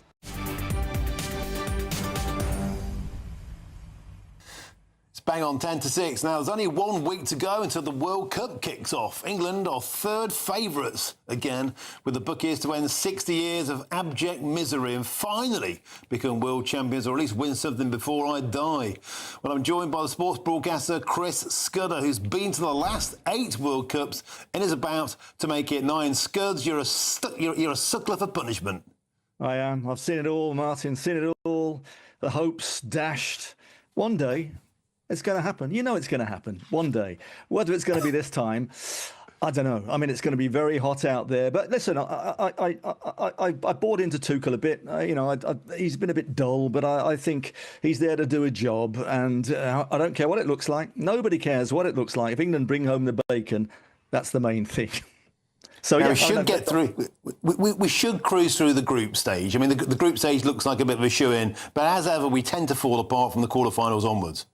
Yeah, listen, one thing we forget, Martin, is that if you look at the FIFA rankings over the decades, England are always between about number 3 and number 6. That is semi-final and quarter-final. And guess what? That's not where we normally get at World Cups under Sven and all the rest of them. But we are getting closer. And, you know, the advent of St George's Park, people said, oh, England don't have, you know, great. The club football's fantastic. It's very fast and everyone loves it all around the world. And that's still the case. But, you know, they said, oh, they're not technical enough. We got St George's Park a long time ago now, thanks to Sir Trevor Brooking. They've got technical players as well. So there's no reason, really, that the national team cannot. What they've got to do is put behind the sort of club cliques. And I was astonished, really, a few years ago when there was a round table, Steven Gerrard, Frank Lampard, Rio Ferdinand, some of the golden generation. They all agreed we didn't win because we didn't like each other much, you know. And I thought, wow, that's incredible. You know, and that togetherness, Gareth Southgate started that, and Tuchel has really made a play of that.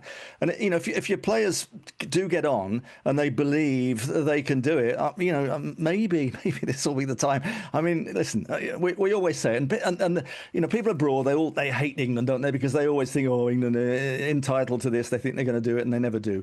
Yeah, there's something to be said about that. But listen, you've got to fly your flag, haven't you? And, you know, you're right. They'll get through the group, sure they will.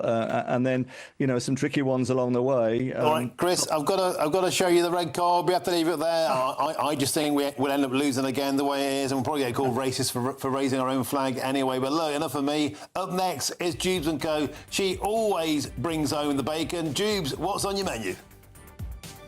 Our cups then, Martin. We swerved that one, which is excellent. Coming up tonight, well, of course, there's so much we need to talk about when it comes to policing in this country. I can't believe today, by the way, apparently it's because of Elon Musk that everybody's in a mood. I do think this Prime Minister of ours is a little bit out of touch, don't you? But all is not lost, because I have got a glimmer of common sense, a nice little chink, if you will, on the horizon, something that certainly cheered me up. I'll get into all of that and a whole lot more in just a couple of minutes.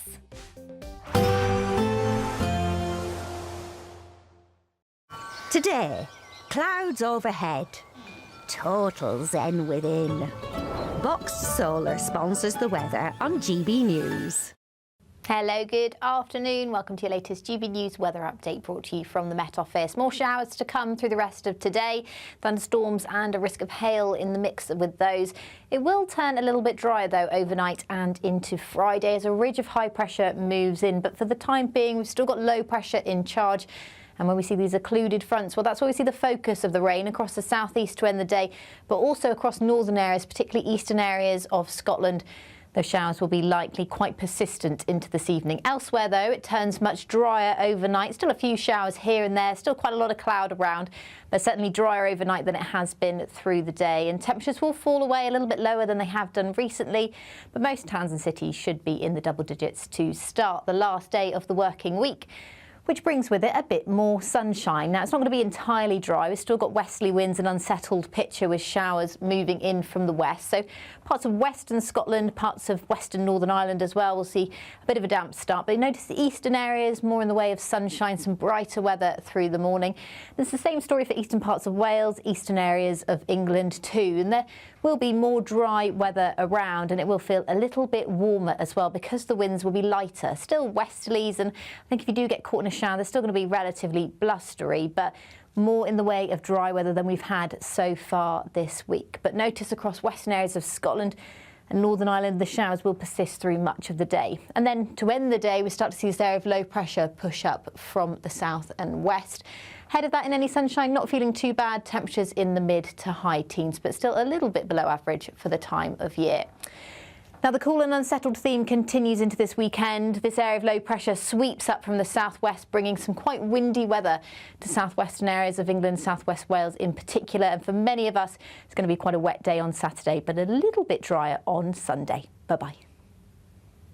Today, clouds overhead, total zen within.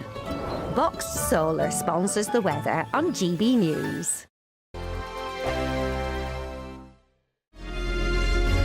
Thank you, Britain, for the thousands of you who are becoming friends of GB News every week. You're not only watching and listening to our programmes, you're becoming part of them too.